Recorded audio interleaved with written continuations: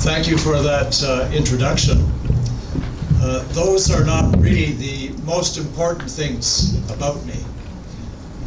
All of us have work to do. Often we don't know what kind of work we do until we look back at what we did. The opportunities arise before us, and we have opportunities to take advantage of these things. But I was tempted to give you a very different lecture today. The one I'm going to give you is a very academic and deliberately controversial lecture. When you get to my age, you earn the right to be cranky and to say provocative things. I first want to mention at the back of the auditorium here, there are some books that my colleague, Dr. Bonk has put on display. And this is the latest book. It's not by me. I'm a collaborator and I'm an editor. But it is the fruit of the latest Korean Global Mission Leaders Forum. It's the 6th book that we've published since 2011. And we will be looking at one more forum that is coming up. It's going to be held in Korea in November of 2023. And that one is going to be on the very challenging subject of global calamity that results from climate change. And so we have a committee. We've been working hard on that. And we need a lot of prayer because it's a vast, vast subject. It's like a fish talking about the water that it's swimming in. That's how big that subject is. I mentioned that my most important work really is not academic work. I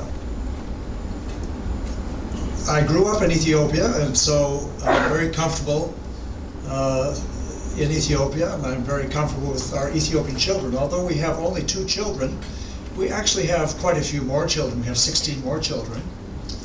People who have come into our lives for some reason. We didn't plan these things.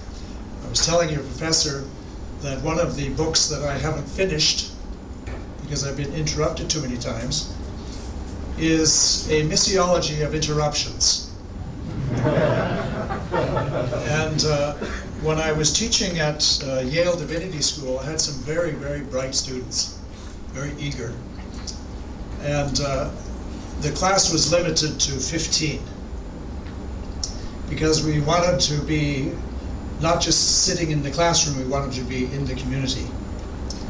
And I would have my students ask homeless people, what is the good news for you?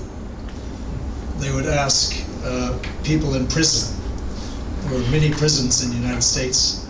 It's got the highest prison population in the world per capita. Women's prisons, men's prisons, many poor people in prison. What is the good news for you? And then we would discuss these things to see whether it agreed with what we thought was the good news. Because you and I, as evangelicals, often we think we already know what the good news is. But Jesus never behaved that way himself. If you read the Gospels carefully, you see that Jesus, first of all, he was slow. No motorbike, not even a horse. Donkey one time. But on foot. And we have no spreadsheet for his schedule. All we know about Jesus, whether you read Matthew, Mark, Luke, or John, is that he was constantly interrupted by unimportant people. These are people to whom the leaders of the day, the Pharisees and the religious establishment, took no interest because they couldn't benefit personally from association with those kinds of wretched individuals whose lives didn't work out, who couldn't keep the law, who were unclean, who were racially mixed, who had moral problems, who were in the wrong employment, and so on and so forth. And one of the striking things when you read the Gospels is Jesus, even though he's just young, he's the age of some of you, he's 30. he would stop and pay close attention. He didn't have an eye to the big crowd waiting to hear his wise words. He would pay attention, and he would ask a question. What is the good news for you? What do you want me to do? And they would tell him, I would like to be healed. And Jesus never responded, well, actually, that's not the good news. The good news is that I'm going to die for your sins. No, he respected what people told him was the good news. And we should have that kind of humility. And we can't really do that unless we're in the community, knowing the people, and they know us. So that we're not in a situation anymore where we can pretend because we're playing a certain role, because we're wearing a certain collar, because we have a certain title.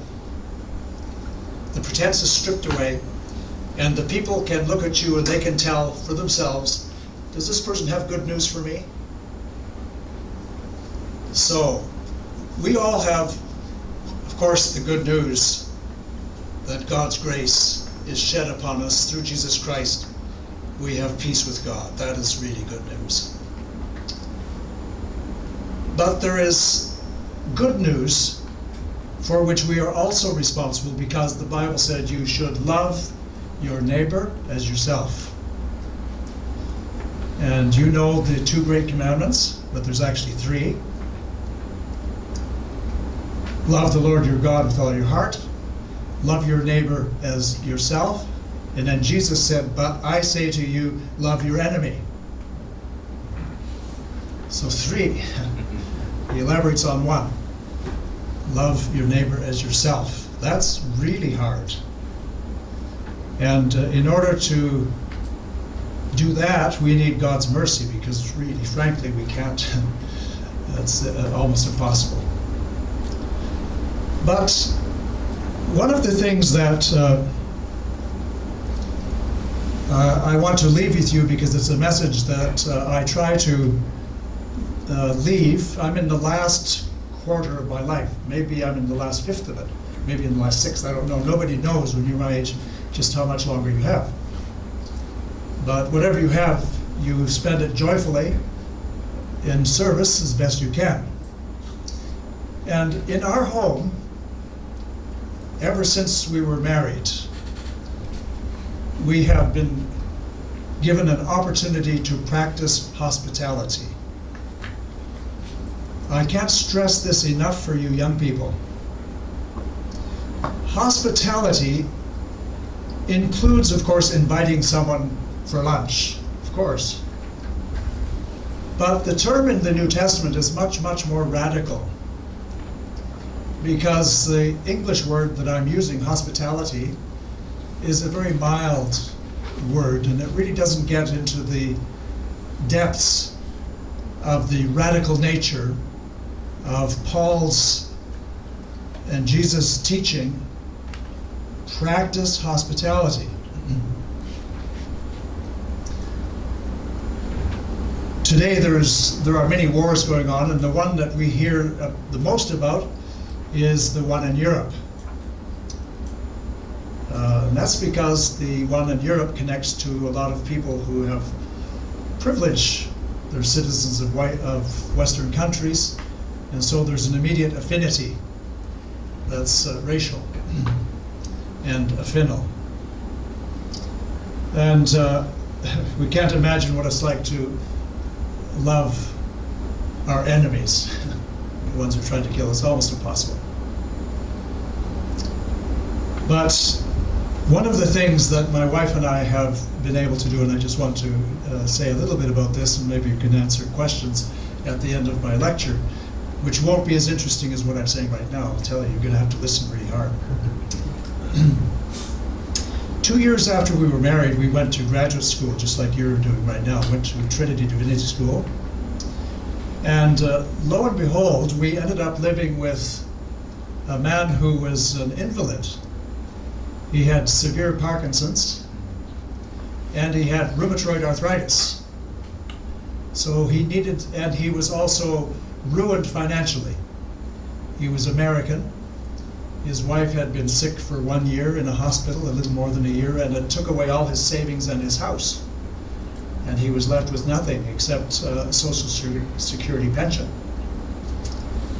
All of his life savings were used up, and so he couldn't live by himself. He needed to live with somebody else.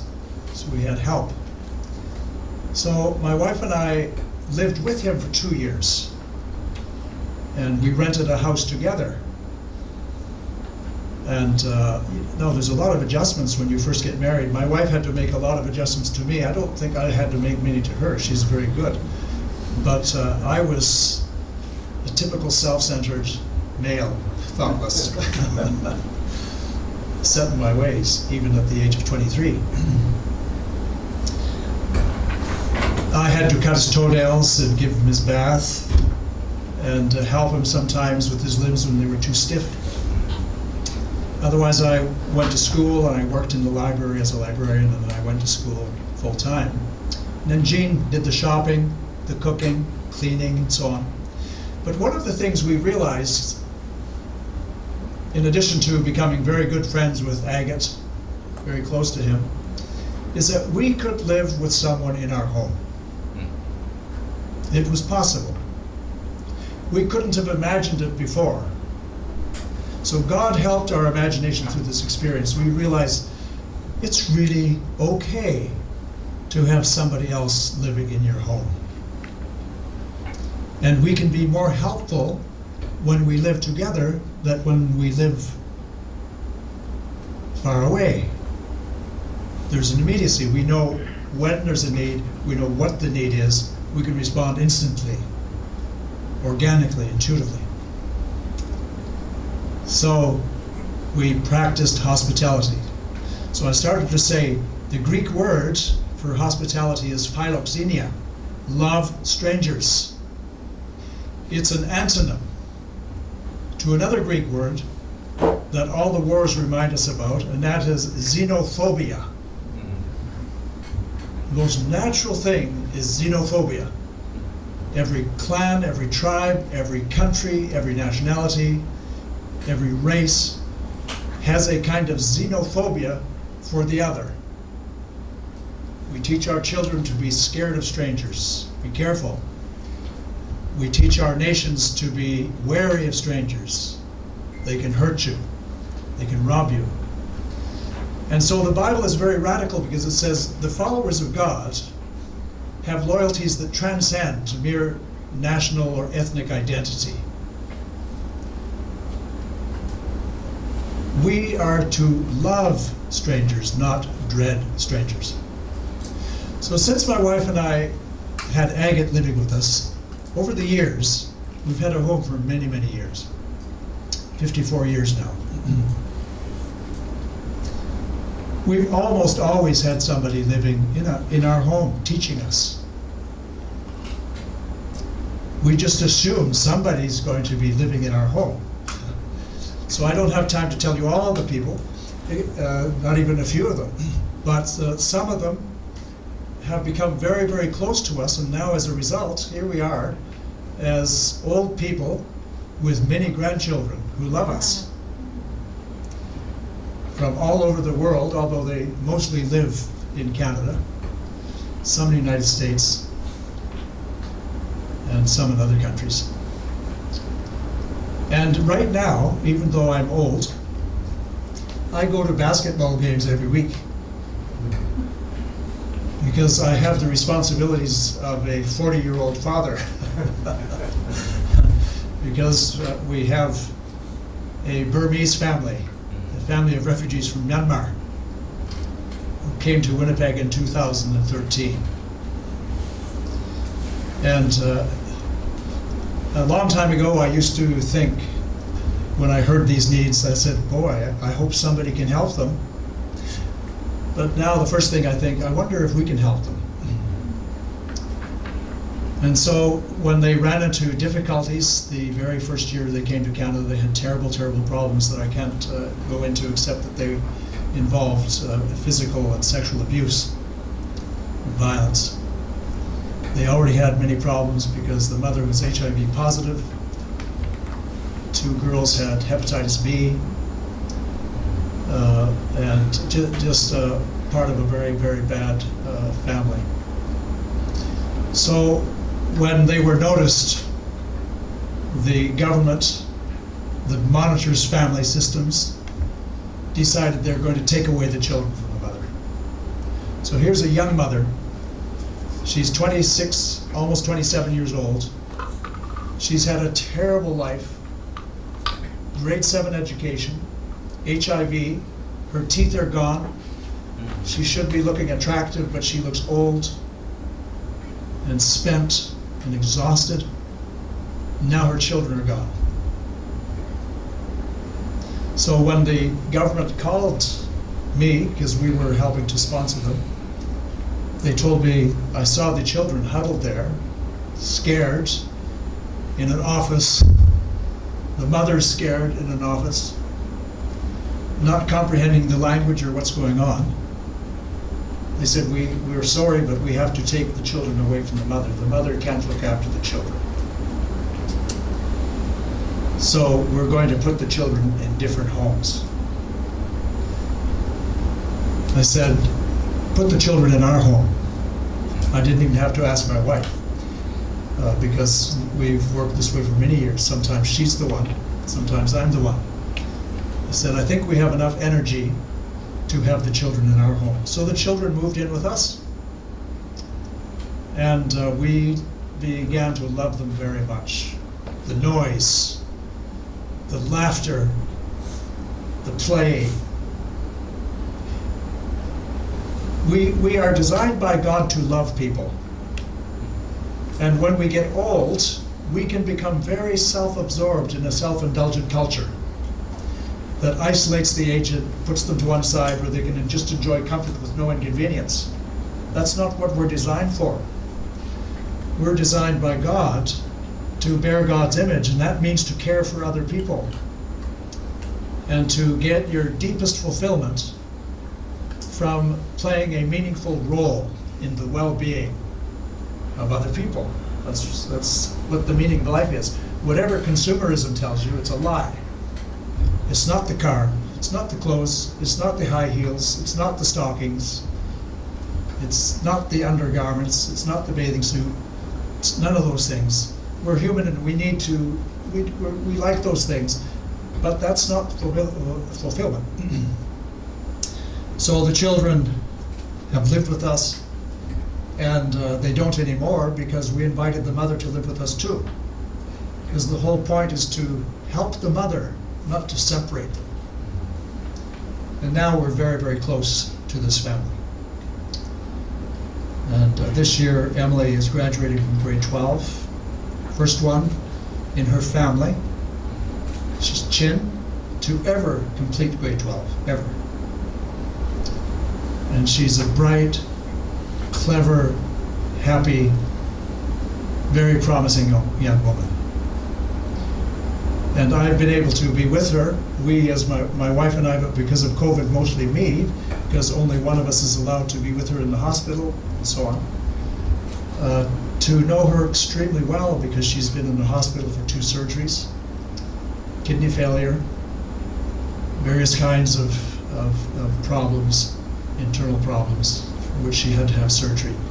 So I've sat many, many days with her in the hospital, and she is really my granddaughter. What a privilege. What a privilege. This is a gift from God. It starts with agate way back when we were just young, and we thought, wonder if we can do this. And her brother just sent me an email. He said, hi, Grandpa. We just had our basketball contest, and we won 1 game. But we were playing against boys who were older than us because there were not enough boys our age. And so he's very happy. He's very athletic, very promising. So who would think that we could have such a privilege and now such a large family? it comes through hospitality. And I would urge you as young people, I'm going to say academic things here. I'm going to say some very critical things, because I'm a critical thinker, I'm an academic. But really, the rubber hits the road in your relationship with the people that God brings into your life who interrupt what you had planned. And I could spend the whole time just telling you stories like that. But that just gives you a little bit of a background. It has to be something that gives you a sense of the deeper reality about me than a long CV is that we love to serve God through hospitality. Now, I've been assured that all of you can have a copy of this paper because when I write academically, sometimes it's difficult for people who don't speak English as a first language to follow. And I'm also a bad reader because sometimes I just move away. I get an idea and I want to, and then people are lost in what I'm trying to say. So you can, when you want to, you can read and study this and ask questions about it. But I'm going to start, first of all, with the title, Exterminate All the Brutes. And then the subtitle is an odd one to hear in an evangelical missiological setting. A conversation on Christian mission complicity in the West's grand quest to civilize, I put that in quotation marks, the uncivilized, and develop, also in quotation marks deliberately, the underdeveloped. First of all, I want to thank Professor Lee and Dean Lee for the invitation. I'm very privileged to be here, and it's my great honor. This lecture is a little bit different from what you have normally heard because I've arranged it according to a series of questions. And then the text attempts to provide my answer, some reflections, sometimes there's no answer, to these questions. And so the very first question is, the title of your conversation sounds a little gloomy. Can you elaborate on it just a little bit more? And of course the answer to that question is yes, I can elaborate on it quite a bit more.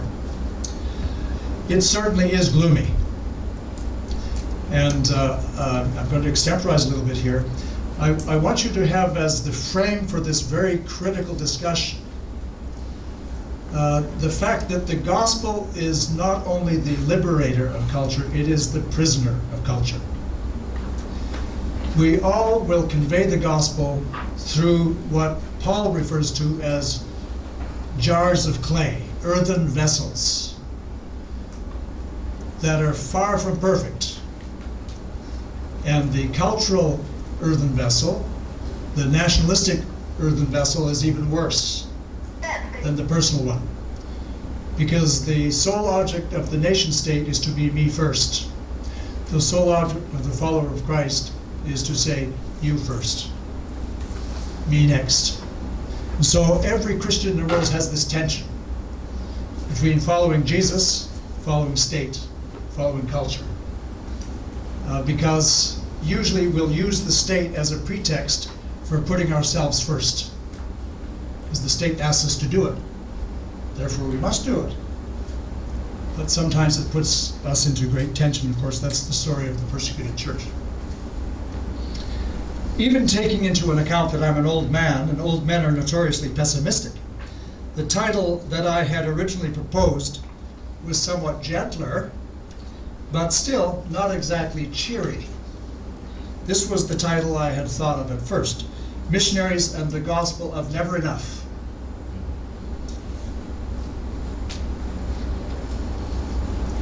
I said that my discussion would raise questions about Western missionary embodiment of the gospel of civilization, development, and consumerism in Western civilization's quest for infinite economic growth on a finite and increasingly stricken planet.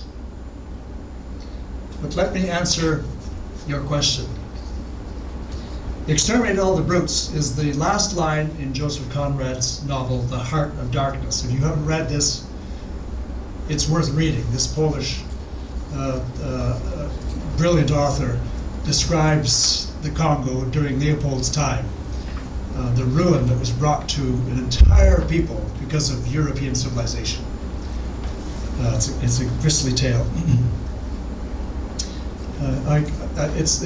Forgive me because it's very easy for me to launch off into sources, so I'm going to try to restrain myself. It's also the title of a book written by Sven Lindqvist and of a recently released 4-part documentary that you can see on YouTube by Rao Peck. I would advise you to look at it. Every one of you should look at it, wherever you're from. These words, Lindqvist argues, are at the heart of modern civilization. They summarize the means and the results so far of Europe's civilizing mission, including its Christian missionary endeavor, compassing land and sea to make the rest of the world feed into our frantic, wealth-swelling hamster wheel vision of life. Rao Peck relies heavily on Sven Lindqvist's book by that title, Exterminate All the Brutes, One Man's Odyssey into the Heart of Darkness and the Origins of European Genocide by Sven Lindqvist, published in 1992. I would urge anyone to read Lindqvist's books. The two that I would urge you to read are this book and his History of Bombing, which is also very contemporary because we can see on TV every day how wars are fought with less and less discriminating, less and less precision, the more technology we have. In the 19th century, scientific racism was part of an emerging evolutionary model of understanding how life came to be and where life was going. Intellectual giants such as Arthur de Gobineau and his Moral and Intellectual Diversity of Races, 6 volumes, proving that the races are really very different, that there are superior races, then there are less superior races, and then there are bottom feeder races. And it's all done very scientifically, you see. Charles Darwin, The Origin of Species, William Winwood Reid, who was a cousin of Charles Darwin, The Martyrdom of Man, Herbert Spencer, the inventor of what we now call sociology, using statistics to prove racial inequality and intrinsic racial inabilities. And there's others there like Francis Galton, the father of eugenics, that fed into the theories that produced the Holocaust and so on. All of this was done very scientifically. Anyway, this kind of scientific racism began to break the stranglehold that religion had had on Western thinking by suggesting that there was not any great divine purpose in human life, but the great purpose of life was best explained by evolution itself, the survival of the fittest. The weak would die out, the strong would survive. That's the way the world is supposed to be. These theories were applied as evidence and justification for white supremacy. And so the conquest of the North American continents, the Central American, South American, Australia, South Africa, they were all racist exercises. They were white people using religion and using their assumptions of racial superiority pegged to a theology of mission that produced the world's greatest genocides as far as we know. It's estimated that in North America about 60 million people were wiped out. I haven't put sources here, but if you look at sources like Schneider, who's an expert on it, his book written in 1992 on the anniversary of Columbus's so-called discovery of America, is a very well-researched document. It's called American Genocide. He talks about how brutes, i.e. indigenous people, were exterminated through disease, through war, through enslavement, through vanquish, through isolation, etc., etc. Western civilization's relentless mission to dominate the world, this is the next slide,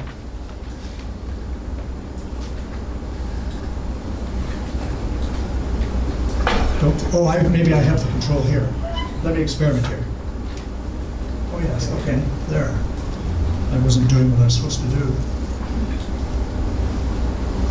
Okay. Western civilization's relentless mission to dominate the world has been characterized by genocides on an unprecedented scale, enslavement, bombs, wars, hyperconsumption of non-renewable resources, and the creation of environmentally disastrous products which, when harnessed to rapacious consumer appetites, have destroyed species, vast bodies of water, the soil, and the atmosphere. In Canada, we weren't as bloody as the Americans in their extermination of indigenous peoples. We suffocated them by refusing to let them learn their indigenous ways, by taking them away from their homes and putting them in schools where they could learn, have a different memory, a different understanding of life, and in that way transform them into European-style people, able to function in this acquisitive culture that requires lots of people working hard to pay lots of taxes to keep the engine going. There's no particular reason for it, but that's the way it works. Missionaries could not be expected to be highly critical of the process. They were sometimes. I'll say a little bit more about that later, but really, most missionaries were white people and we were caught up in the culture. It's just like a fish swimming in water doesn't know any different, and most of us don't. And so missionaries could not be expected to be highly critical of the process, since they too were in the business of changing worldviews, changing social organization, changing belief systems of non-European peoples all over the world, so that they would think more like them and be more like them. They would become converts.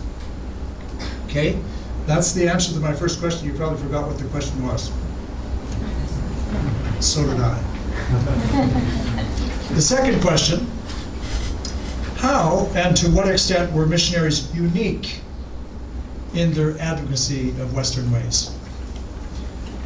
They were not at all unique, except that their advocacy for change was couched in religious language, and their motivation for change was deeply religious. I should add that many of these missionaries, most of the ones that I've studied, were deeply trusted men and women of proven integrity and great deep commitment, like my mother and father. They would never consciously mislead anyone. Usually, when we're talking about cultural sins, usually we're led without really realizing we're being led. It's only in retrospect, or when somebody else points it out, that we realize, oh yeah, right, I guess we are wicked. Western missionaries were products of their culture, and they viewed their culture and its accomplishments as the high water mark for human beings. In other words, they were the standards. And everyone around them could measure their progress by comparing their standards to the missionary standards. So missionaries were kind of an example. And rightly or wrongly, they traced the roots of this progress to the Christian religion. An important part of the conversion package was the implicit promise of better things, not just in the sweet by and by, but in the here and now, right away. In order for this to happen, folks had to learn reading and writing and proper behavior, all founded on proper belief. Of course, missionaries were not stupid people. Some of them were very brilliant people, very smart, committed people, and to some extent this formula is correct.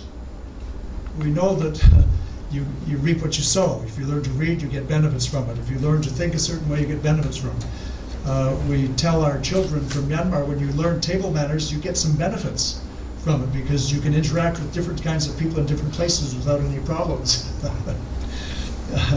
So it was, in fact, thoroughly documented, and I give you some sources there. James Dennis, but he's not the only one, but many like James Dennis.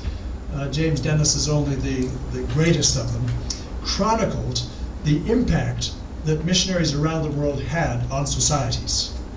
And if you can get a hold of these books, you can get them online, I think, through Google Books maybe, but they're massive books. He wrote 3 books between 1887, 1899 and 1906. And these 3 volumes are 2,000 pages long. And these are big, big books about the size of this, but much thicker. And every country in the world that he knew of, every people in the world that had been touched by the gospel is there. And then for the World Conference that followed, he produced a single volume that summarizes all of the results, full of tables and charts and statistics and things like that. That was published in 1902. And you can get these in most research libraries. So this was proof that missionary work was working, right? And certainly as I grew up as a boy in Ethiopia watching my missionary parents, one of the outcomes that everyone hoped for was that there would be work for people. They would begin to be able to buy clothes. They'd begin to be able to learn to read. They could read the Bible, and they could begin to improve their lives. Of course, that's important. That's very important. So missionaries were very much a part of the West civilizing mission. They didn't realize, though, that they were not only advocating the gospel of Jesus, they were advocating the gospel of the West. That's the point that I'm trying to make. And whenever we spread the gospel, we're also, in a way, representing bits that aren't pure gospel. They're us. They're our culture. They're our way of doing things. The third question: do you think that we today are similarly uncritical of our own consumer culture? No, not exactly. We might know better now, but our way of life is like an ocean wave carrying along bits of flotsam which cannot resist its force. We can't resist the force of the culture that creates us, defines us, shapes us, provides for us. You don't know who you are all by yourself. That's what culture means. Your culture tells you who you are. It gives you your name. It gives you your identity. It explains how you fit here, how you fit there, what you do here, what you do there. That's all that means. And each culture has a recipe for its children to make sure that they fit in and that they meet cultural norms. Although we're vocal and sometimes very active in our criticism of consumer culture, I'm very critical of it. Yet here I am standing here. How did I get here? Flew. So I polluted the atmosphere to come and lecture to some graduate students whom I never met before. That's how entrapped we are in a system. And then we drove in a car, a very small car, but still we're putting carbon into the atmosphere. Now we know. But we don't know how to get out of this. Do we suddenly all stop, stand still, and hold our breath? No, we can't actually do that.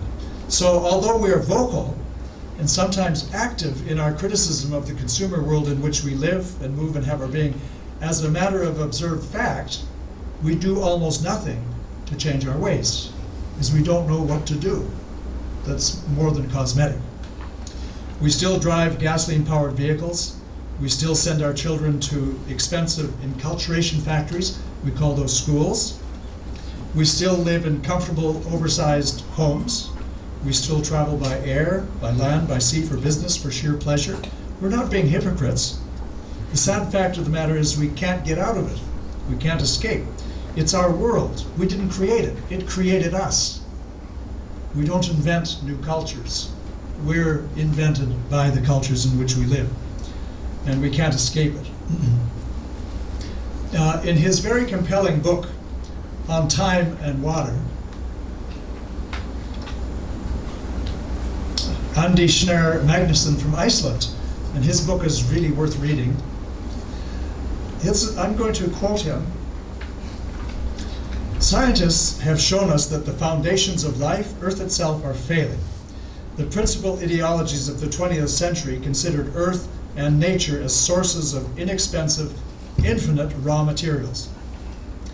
Humans assumed that the atmosphere could continually absorb emissions, that the oceans could endlessly absorb waste, that the soil could constantly renew itself if given more fertilizer, that animal species could keep on moving aside as humans colonized more and more space. We just assumed this is a given. I never thought about it.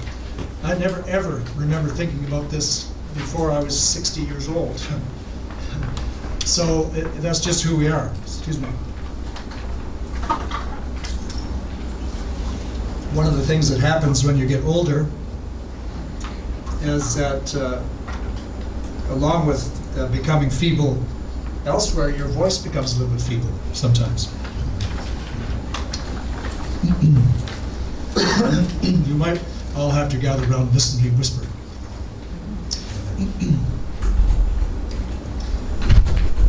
Fourth question, what do you think about proselytizing?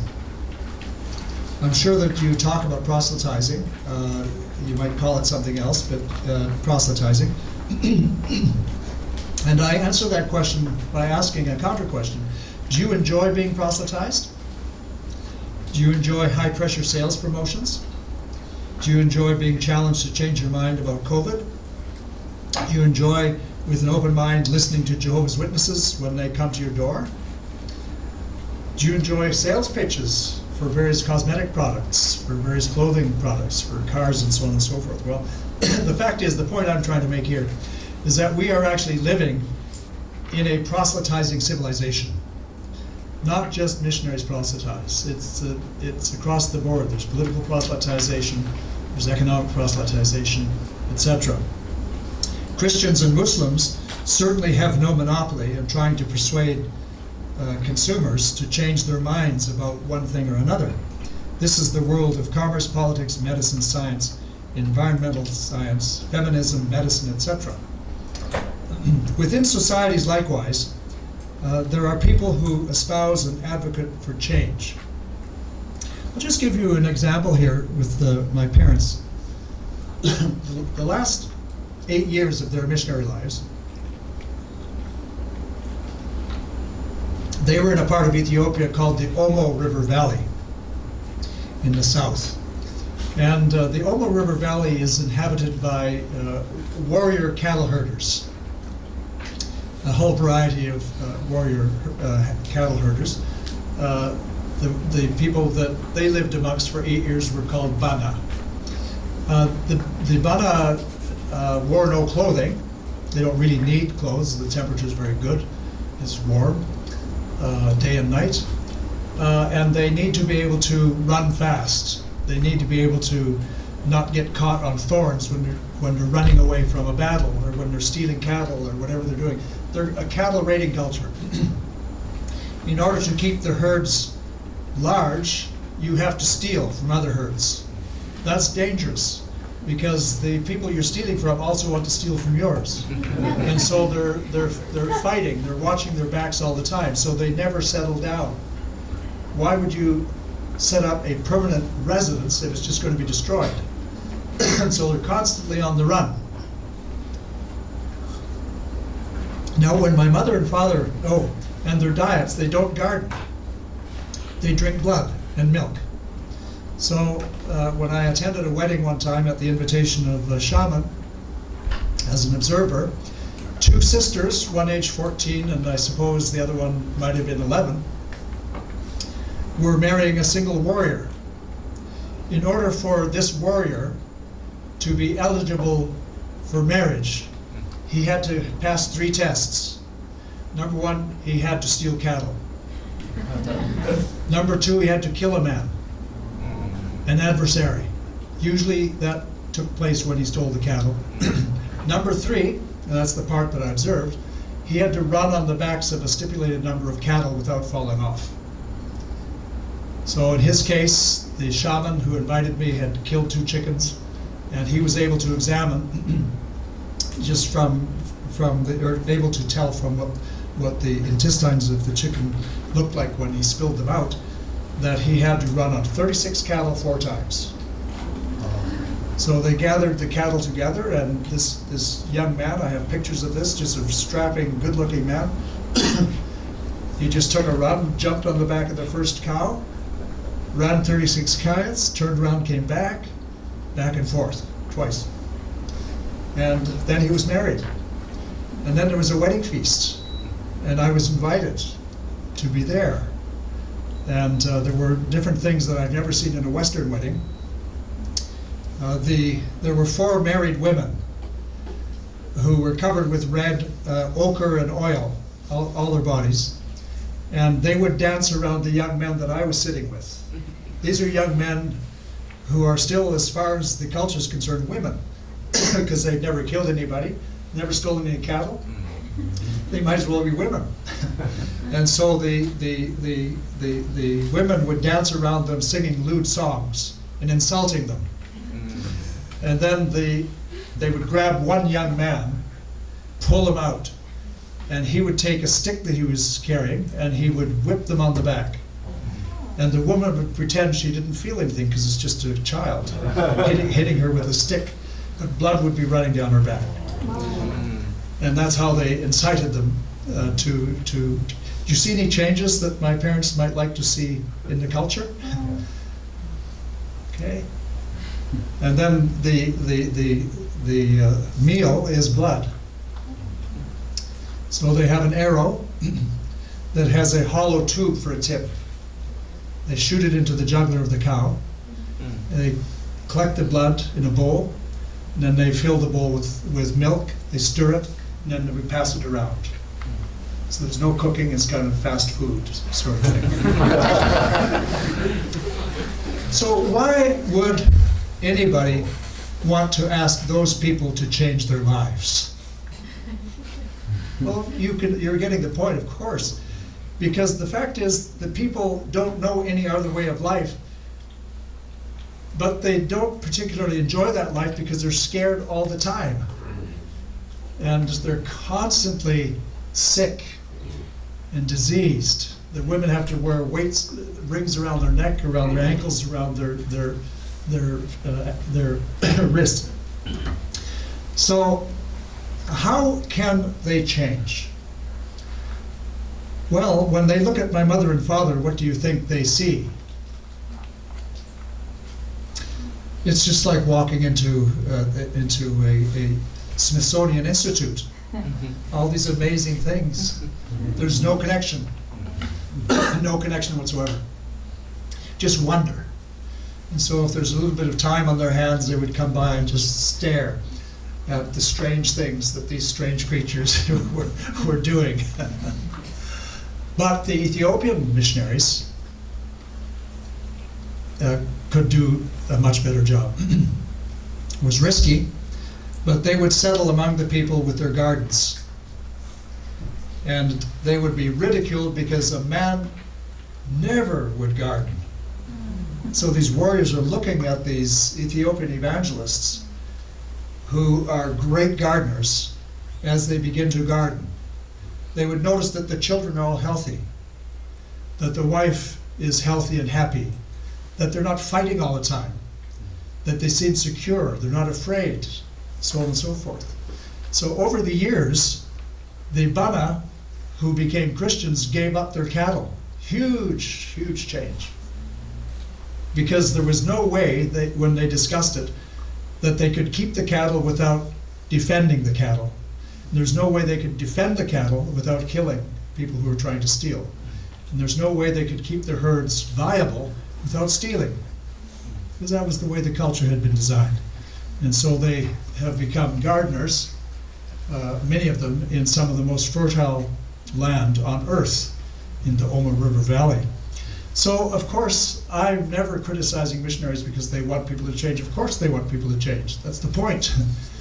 But in addition to the changes that need to be made, there's an implicit, strong appeal to become consumers, to join a larger community that we now recognize as globalized society.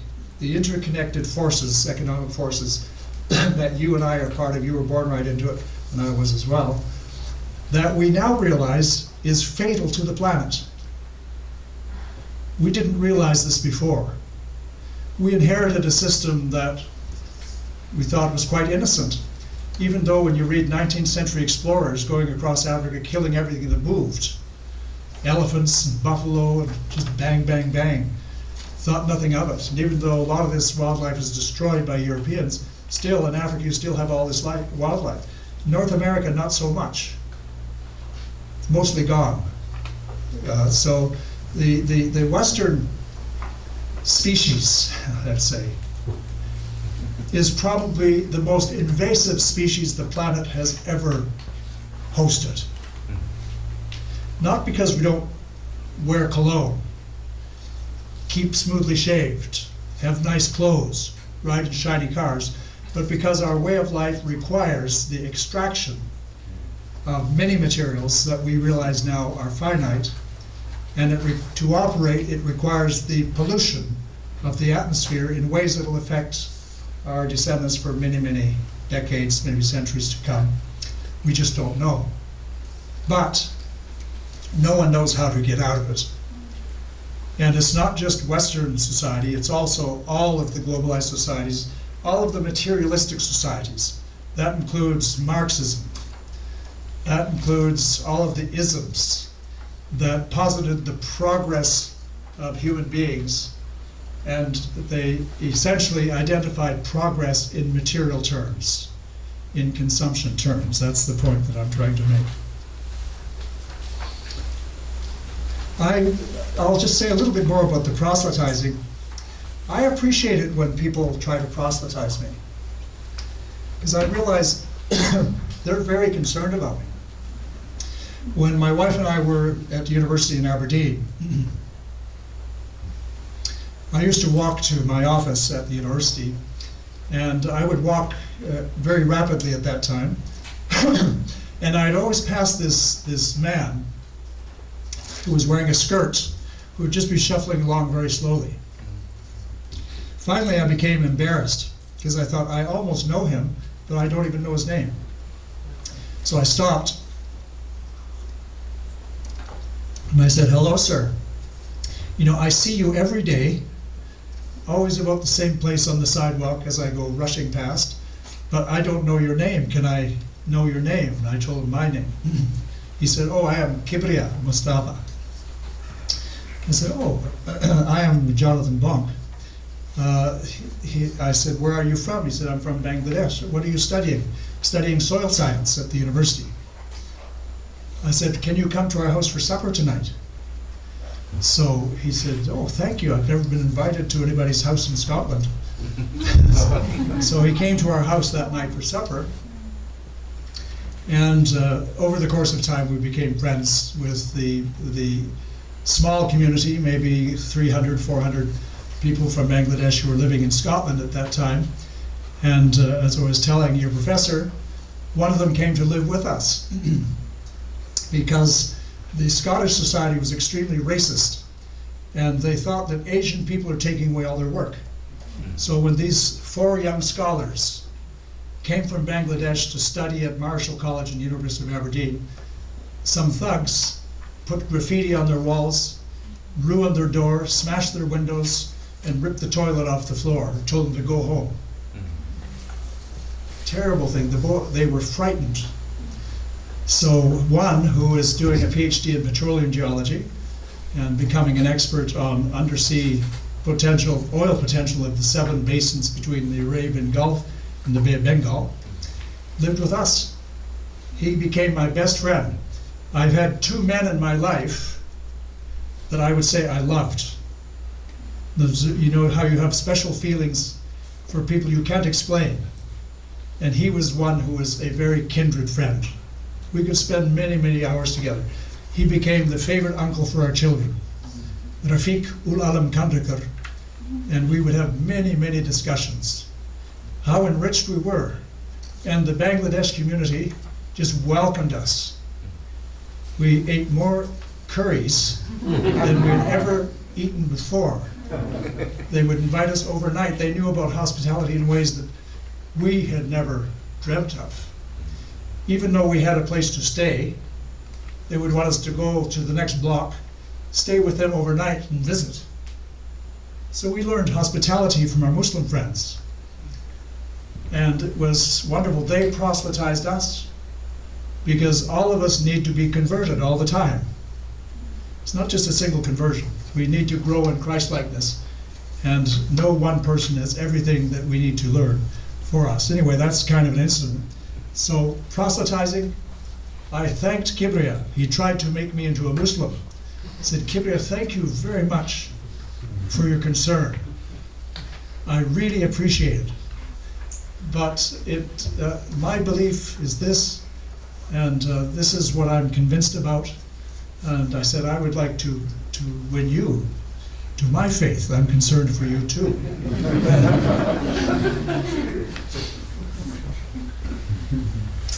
Okay, in what ways was Christianity embedded in the political and military and economic processes that have contributed substantially to the world as we know it?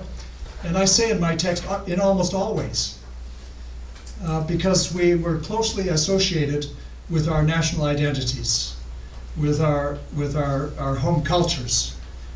So Korean missionaries have certain reputations for doing things in a certain way. American missionaries have reputations for doing things in a certain way, for having this kind of persona and so on. And certainly we noticed a difference in Ethiopia between Australian missionaries and American missionaries. So we have our differences, but our Christianity infuses all of this, and it becomes a part of it.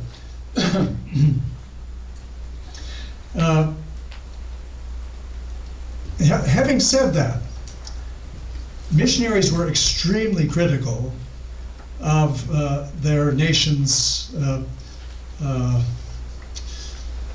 sins. Many times. And some of the most eloquent critiques of the opium trade, for example, are written by missionaries. But still, they couldn't believe that this demonstration of their country's power was really their country. That must be just an aberration.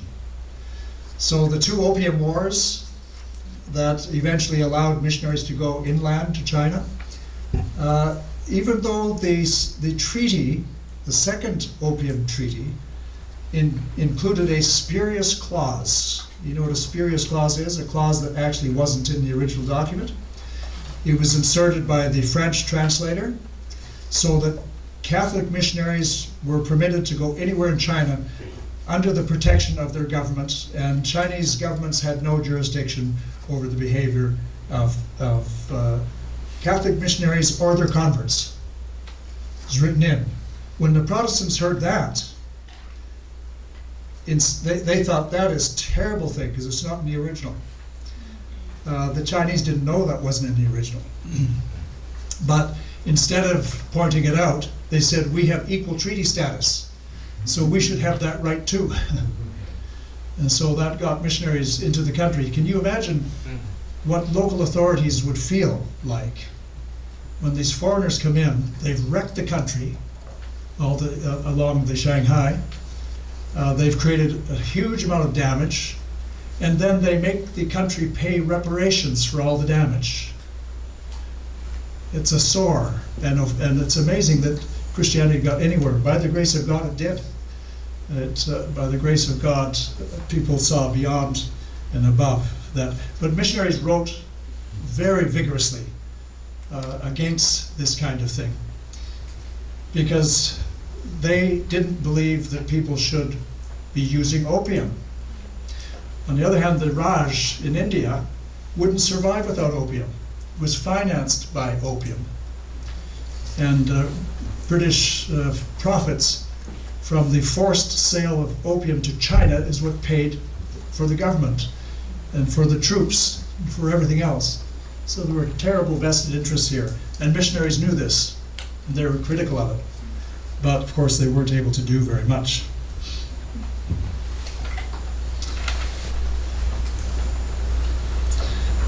Okay, I'm not going to go. Okay, number 6. In many church and mission circles, we're rather proud of the development work that we undertake through various organizations. And yet you, Dr. Bonk, seem to be suggesting that we're either wasting our time or sending the persons and societies on which we expend our energies on a fool's errand to nowhere. Am I correct? And I say in response, not exactly. What else can we do? Given that our charter as followers of Jesus is to do to others as we would want them to do to us, to help the poor and the needy, to practice and advocate for justice, and so on and so forth. My questions, for which I have no answers really, have to do with the system of life that we model, as though this way of life is open for all, if only they do the things that we tell them. And there's some truth to this, of course. But right now, you are going to live your professional lives going forward in a planet that is increasingly stricken. And it's stricken because a higher and higher percentage of the world's population has bought into the globalization of consumerism. And we don't see any way out. No one can see a way out. So this means that as more and more people improve their standards of living, and they define the good life in terms of consumption of goods and products and so on, more and more demands are made on a planet that is under greater and greater duress. So when in Korea, for example, it's just a small country, but an extremely dynamic country. But its dynamism is based not only on the cultural genius of Korean people, but on the huge industry, steel industry, ship manufacturing, car manufacturing, and so on and so forth. So even though it's a small country, it's the 8th worst offender in terms of carbon print. But how would you change it? No one knows. It just is. It just is. And Koreans are admired all over the world. Canada's the only reason we're not worse is because we have more space. But really, most of the things that account for Canada's wealth come from extraction, mines in Africa, and oil in Alberta, and all these things that pollute the atmosphere so that with global warming, we don't know what the future holds. So it's very difficult. I quote here from a book that I hope you get to read. It's not a Christian book by any stretch of the imagination, but it was a finalist for the National Book Award in 2021. And it's written by Anthony Doerr, and it's called Cuckoo Cloudlands. It's a strange book. And I read it because I was interested in the subject. But this is one of the characters. His name is Seymour. He's a young nerd. He works in the library, and he plants a bomb in the public library where he works because he's so full of despair. His teacher has given him a summer assignment, and she's told him to develop his grammar muscles by doing a summer assignment. So here is his report to his teacher. What kind of a grade would you give him? Some of you maybe are teachers. Here's what he wrote. You said, write something fun we did over the summer to get our grammar muscles flexing. Okay, Mrs. Tweedy. This summer, scientists announced that in the last 40 years, humans have killed 60% of the wild mammals and fishes and birds on Earth. Is that fun? Also, in the past 30 years, we melted 95% of the oldest, thickest ice on the Arctic. When we have melted all the ice in Greenland, just the ice in Greenland, not the North Pole, not Alaska, just Greenland, Mrs. Tweedy, know what happens? The oceans rise 23 feet. That drowns Miami, New York, London, and Shanghai. That's like, hop on the boat with your grandkids, Mrs. Tweedy, and you're like, do you want some snacks? And they're like, Grandma, look underwater, there's the Statue of Liberty, there's Big Ben, there's the dead people. Is that fun? Are my grammar muscles flexing?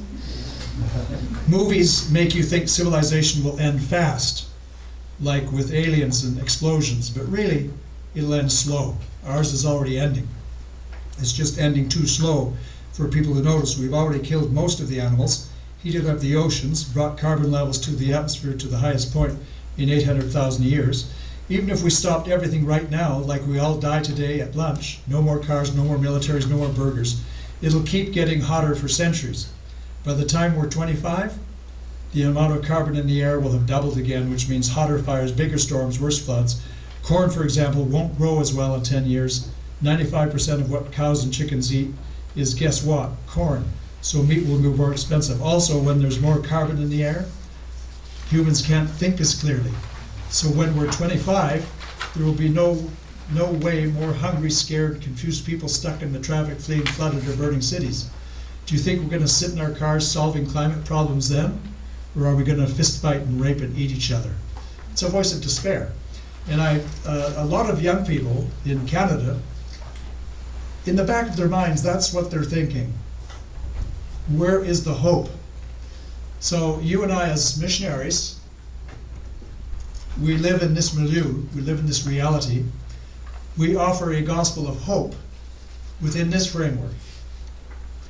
Now, I'm a historian, and I know that the gospel has always been most effective when situations are most hopeless for people.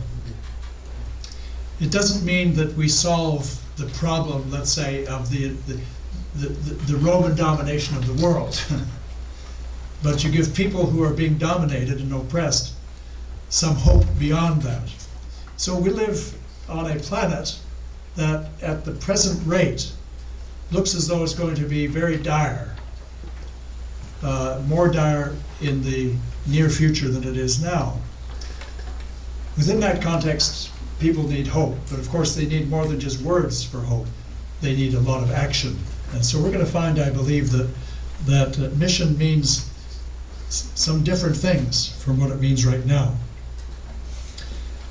Number 7, sounds as though you're somewhat skeptical of the idea of progress. Is that a fair accusation? And I would say yes. 1,000 years from now, those who are alive might well describe the achievements of Western civilization as astonishingly inexplicable regress. After all, how could an entire civilization be so hell-bent on the destruction of the planet, the poisoning of the water, the suffocation of the atmosphere, the melting of its glaciers, the destroying of the sources of fresh water for vast portions of the human population? How could they call that progress? The obliteration of millions by nuclear bombs and missiles, etc., etc. What kind of progress is that? They'll ask. And of course, we don't have an answer to that. I have one more question here, and that is, where does the notion that history is going somewhere come from? Well, it really comes from monotheism, I say in my paper. And most of the modern atheisms essentially are monotheistic. They're derivatives of Jewish and Christian Muslim monotheism, because they believe that history is going somewhere. That's certainly a core part of our Christian theology. Our scriptural narrative believes that history is not circular, it's not just going around and around and around, but actually it's going forward to a destination that we talk a lot about in our eschatology. But the progress that we're making may in fact not be progress. It may be regress instead. Now I'm going to end here. Do I have any more positive final words? Do I have any final words? Well, I think the final word for all of us, even though we paint gloomy pictures, and I think there's a little bit in all of us, certainly in me, that doesn't like to think relentlessly gloomy thoughts. And it was a problem that Jeremiah faced and Isaiah faced, and all of us who talk about these things, if that's all we talk about, it can be very, very hopeless. But this is in fact the reality within which we present the gospel, and we live the gospel and proclaim the gospel. So the final word for all of us is God. In the beginning, God created the heaven and the earth, and God saw all that he had made, and it was very good. And then in the New Testament we find that God is in the business of recreation. He not only recreates us, but he recreates the whole of creation. That's a part of what we look forward to in our scriptures. Our mandate is to do God's will in God's way on God's earth. That means being the people that God has recreated us to be, and doing the things that God wants us to do as communities of his people. And we look forward to a new heaven and a new earth. Creation waits in eager expectation for the sons and daughters of God to be revealed, when creation itself will be liberated from its bondage to decay and brought into the glorious freedom of the children of God. Thank you very much.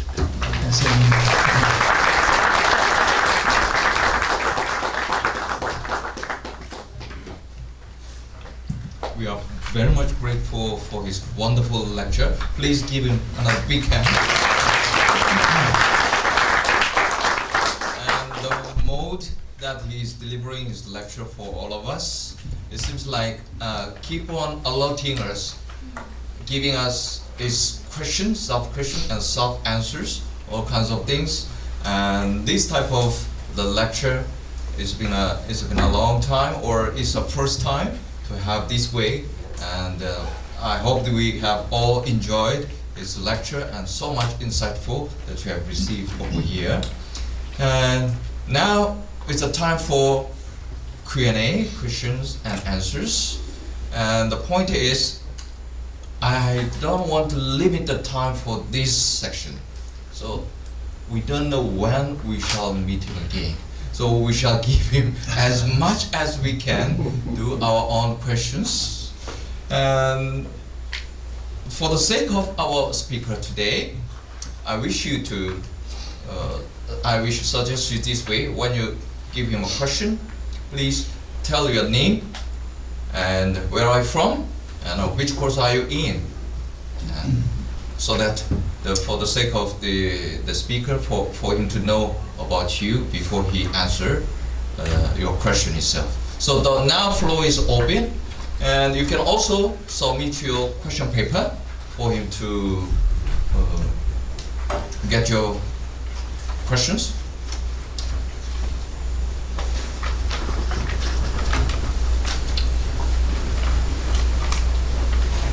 Yeah, the floor is open.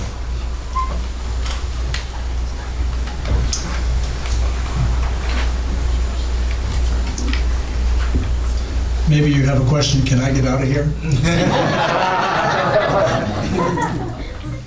You'll have to answer that one.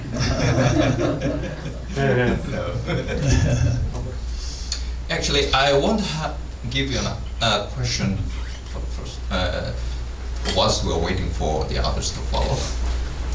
Your lecture, it seems like somehow different from the ordinary other scholars one. Where those kind of the insight have come from? Is it really related somehow to your Mennonite background or sort of these things? I'm not sure that it's related to any particular kind of background. I think the one thing you probably should realize if any of you are becoming academics yourself, is that within academia there is a bias to criticism. So we can be critical of many, many things, and in fact we're trained to be critical, and we're rewarded to be critical. So there's a sense in which there's that built-in tendency. If you add to that a personality that is critical, although I'm a very positive person, I'm a very skeptical person. And so, for example, my faith is a struggle for me. And I've learned to live with it. I've learned to realize that it's not my faith that saves me, it's God. who saves me. It's God who loves me. It's God who died for me and who did everything. And there's a little magic switch called faith that I can turn on, and then I'm going to be okay.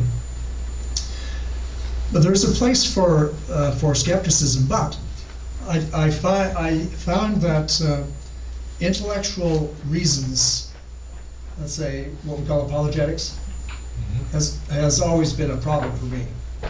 It's not been very convincing. But a life well lived has been very convincing for me.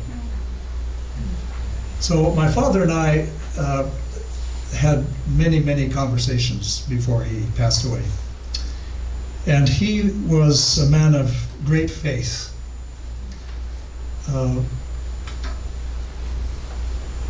But he also had doubts that he didn't dare to share with anybody else except me. Because he could share them and he would not be condemned. Of course we have doubts. And I think God is big enough to absorb doubts. Otherwise it's a very tiny shelf God.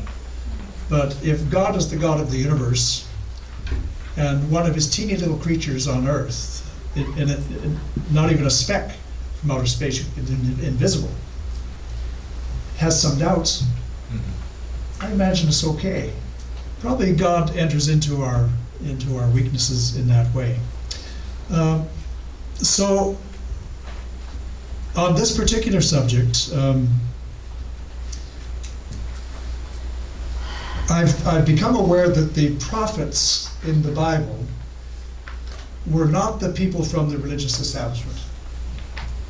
So if we're looking for people to tell us about the future, truthfully, the religious systems don't produce those people.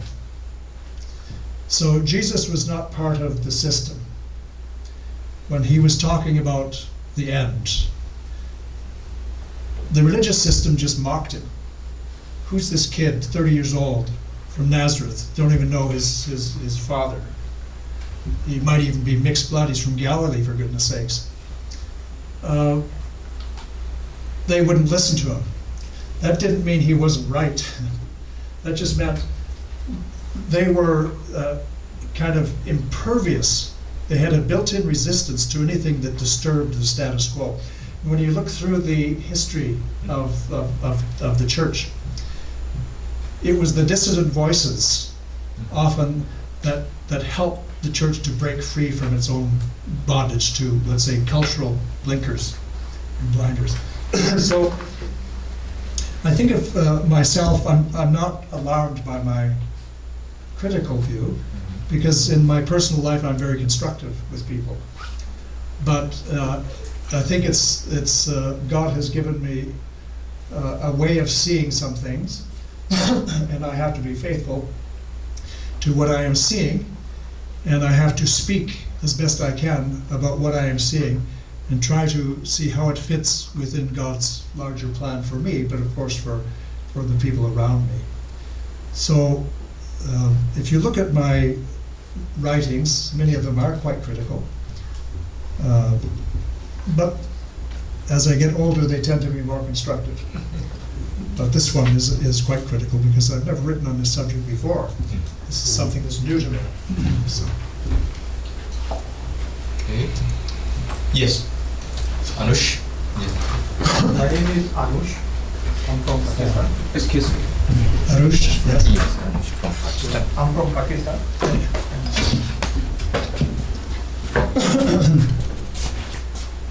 Which one? I don't know. Which one will be longer?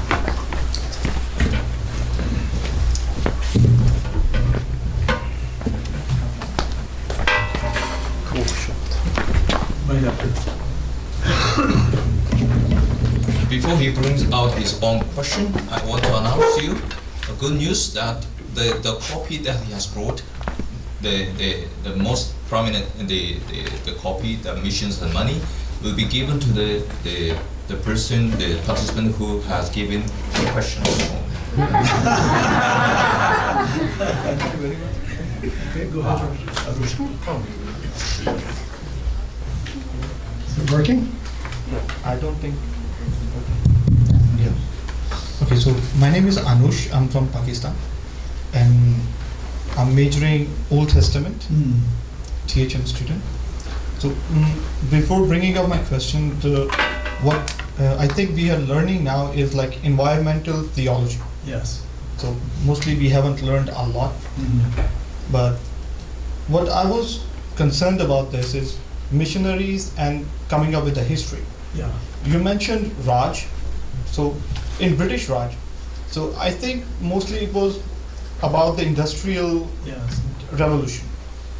So what they were doing, they were trying to develop their industry. Yes. And missionaries played a vital role in this industry. Yes. And they have given us a lot of things, bringing up that. Yes. And now, as being a modern missionaries, Yes. we all are part of it. Yeah.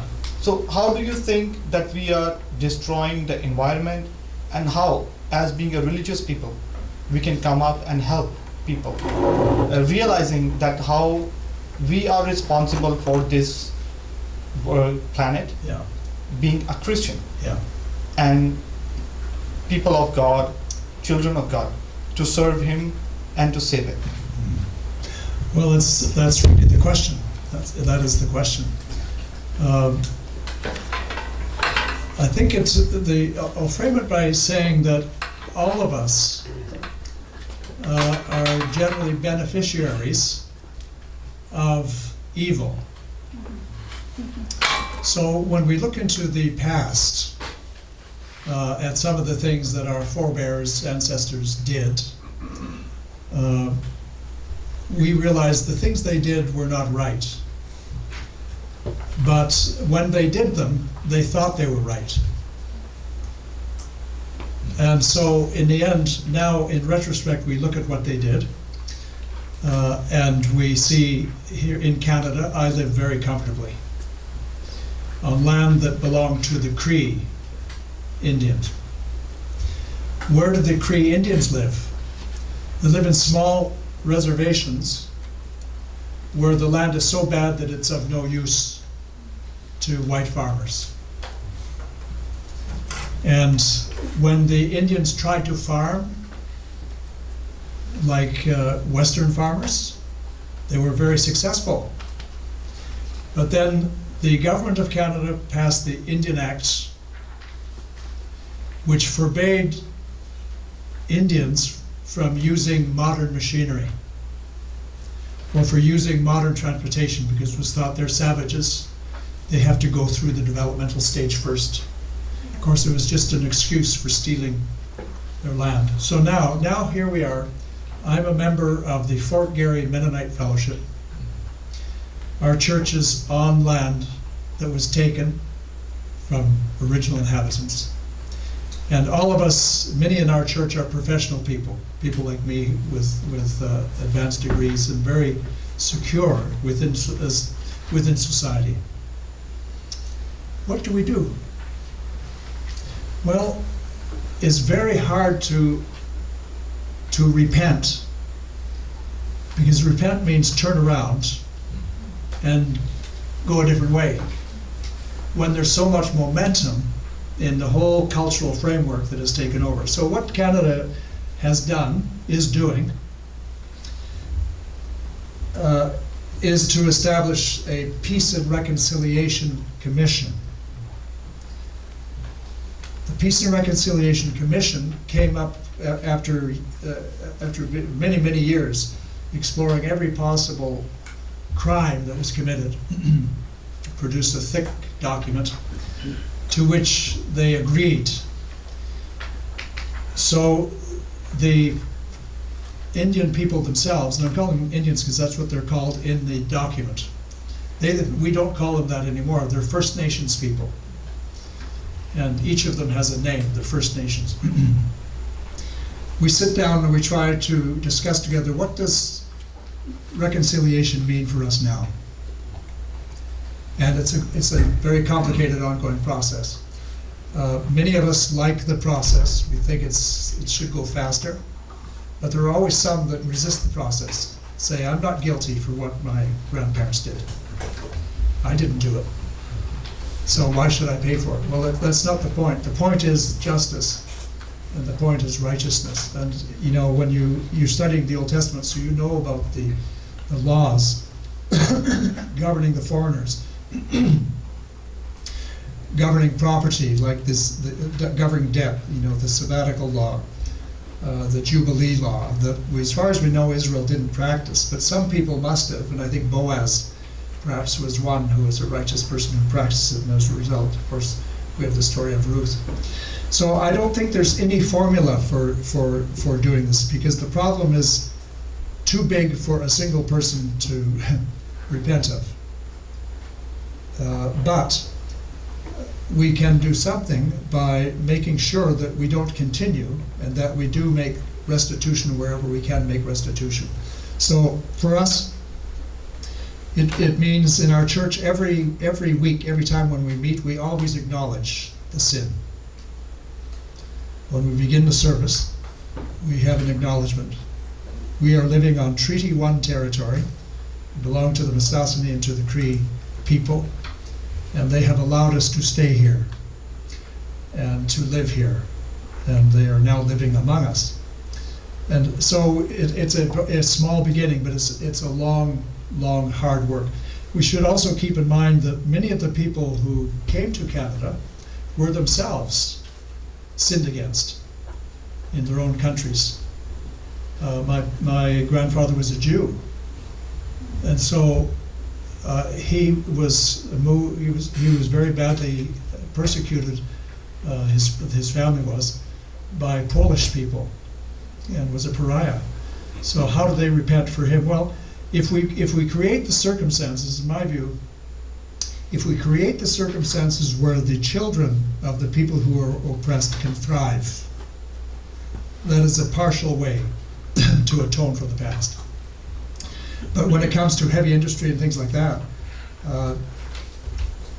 it's just too big a question. I think we have to, you can take environmental studies. There are in Seoul University and other universities, there are fine programs where we're really just beginning to explore what can be done. And I presume that in Pakistan, you have the same thing.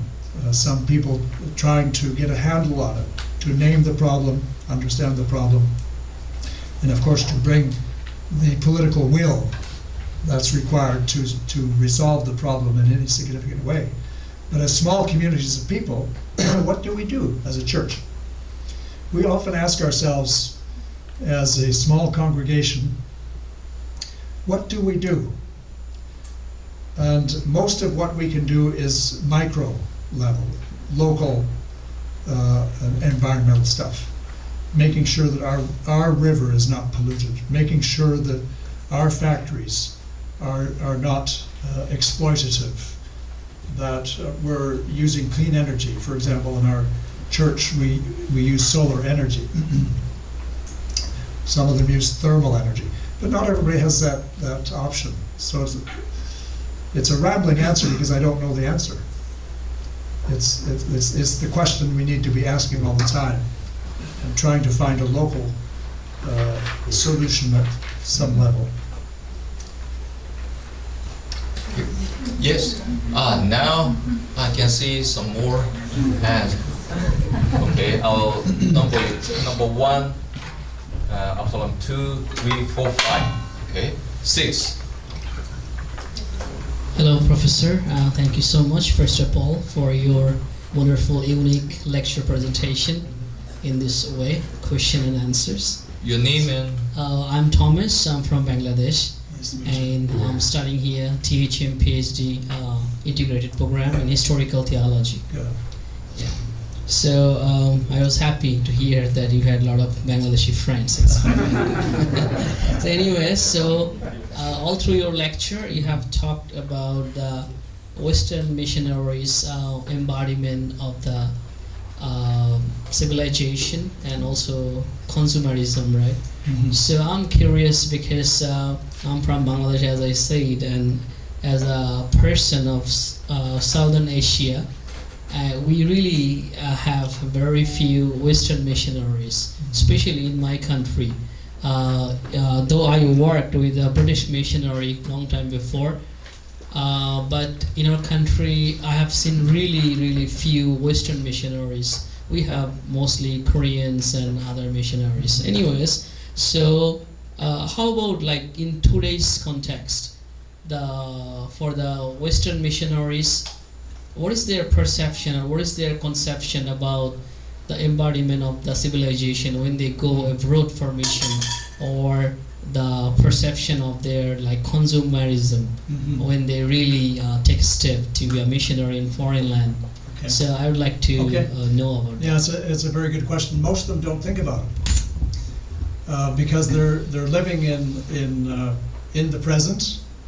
They have the challenges of the present. They think about it mostly in terms of we need support. The church is supporting us, and we need to have we need to report on the kinds of activities that are going to encourage the church to continue to support. So usually those kinds of money questions don't have to do with consumerism or something like that. Where you do run into this kind of question in an oblique kind of way is when a missionary society has a pool system of support. You know, a pool system of support where missionaries come from North America, maybe from Ethiopia, maybe from Australia, maybe from Switzerland, and they put all the money they get into a single pot and divide it equally among all the missionaries. Then you have problems. The problem is that the missionaries from countries that receive a lot of money look at what they receive, and it's not very much, because most of it has to go to help other people.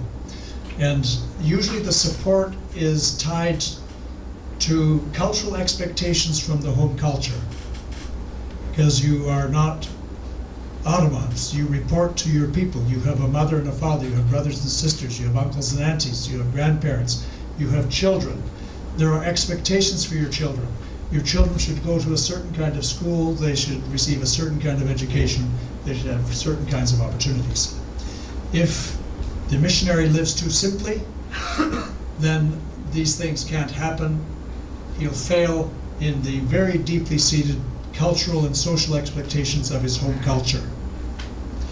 So often Western missionaries, and I would include Koreans as Western missionaries, simply because they're part of the so-called developed, globalized societies. That's the tension. The people they minister to may envy them, may wish they could send their children to the same schools, may wish that they could have the same opportunities.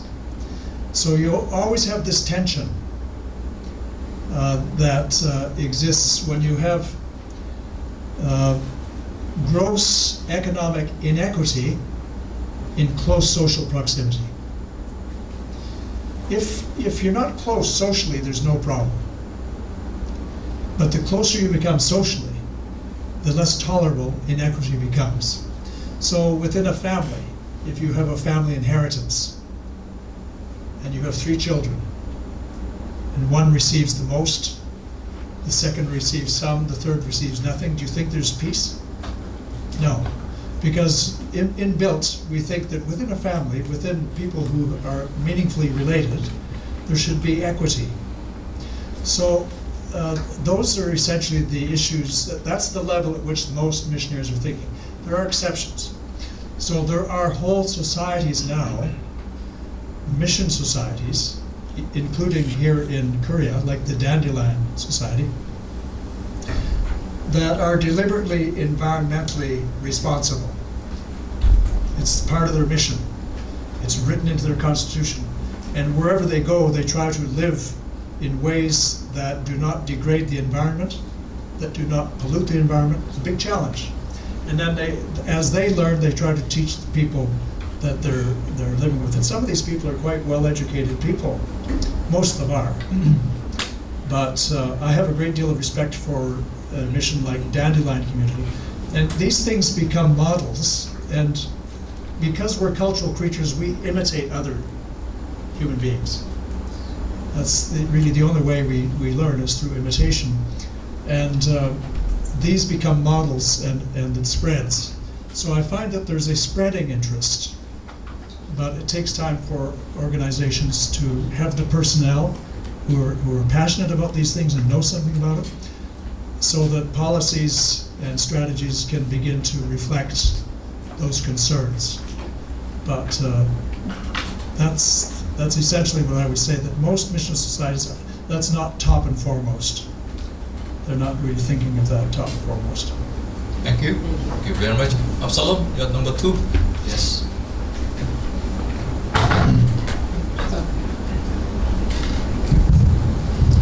Yeah, protocols observed. Where are you from? I'm from Uganda. I'm Solo Moshabe is my name. Nice to meet you. I'm Div 1. And I have listed a couple of questions. 1, 2, 3. Then I will be done. Yeah, I think I've been hearing the terminology, the word proselytizing civilization, and I was trying to relate it with Acts chapter 6, verse 1 to 7, versions ESV and Good News Bible. It's where they use that word, a proselyte. Proselyte, yes. Yeah, and I was trying to figure out what it means, but now it came as a terminology. My question on it, here I quote, Christians and Muslims certainly have no monopoly trying to persuade consumers to change their minds about one thing or another. This is the world of commerce, politics, medicine, etc. So my question there is, how can we Christians try to persuade these secular other people to buy our idea? How can we sell our gospel to commerce, politics, medicine, science, feminism, and environmental science? That is question number 1. Good. Maybe I'll answer that one first. Yeah, when we're part of a proselytizing culture, people are inundated with powerful messages to be transformed, to partake in this product. And so, as Christians, of course, our persuasion should be through example, and should also be through the persuasion of the Word of God and the Holy Spirit. It's not just a product. But when we have a strong religious passion, like a Muslim does or like a Christian does, of course, then our motivation to proselytize is very, very strong. On the other hand, Jesus did say that we have to beware of proselytizing like Pharisees do, compassing land and sea, and then making one proselyte who's twice the son of hell. So I would say that when we're proselytizing, we're not just persuading with our theology, we're persuading with our lifestyle and with the expectations that we have for our children. And others look at us and they say, yes, I would like my son to be a doctor too. Can he go to school, etc., etc. So we're proselytizers of more than just the gospel or just the religion. Yeah. Thank you. Okay, Absalom, excuse me. I will come back to you again so that the other students can give questions first. Okay. Number 3, yes.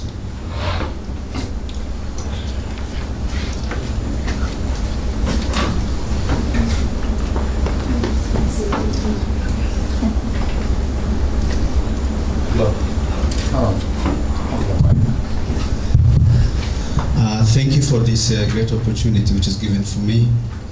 I am Andreas from Ethiopia. Oh, nice to meet you. Actually, I feel very, very happy today when I see you here.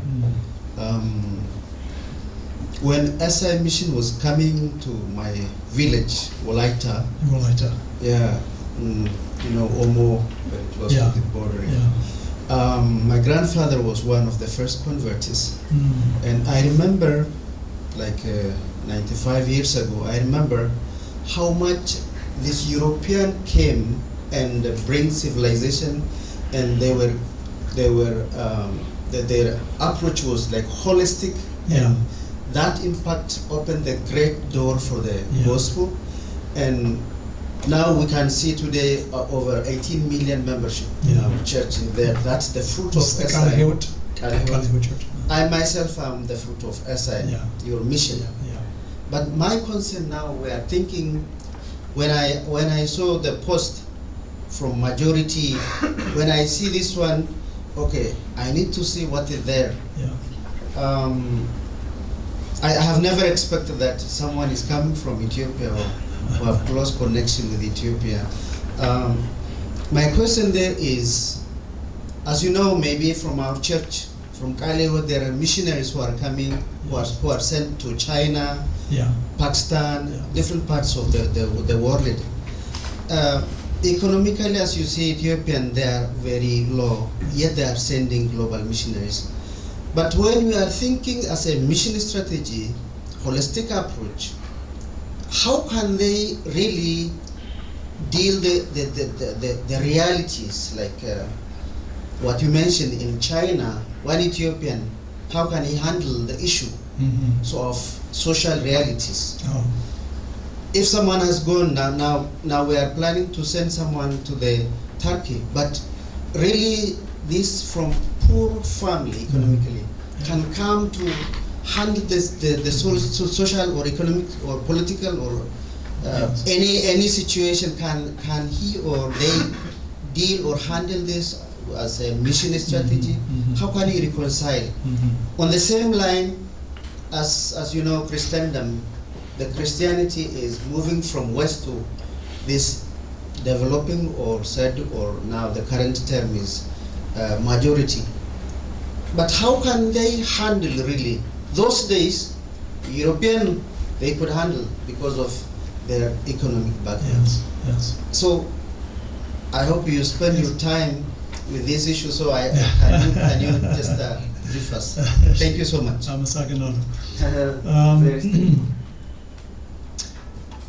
We have to separate in our minds the model for mission that was invented in the West about maybe 300 years ago, not quite, and the biblical model for mission.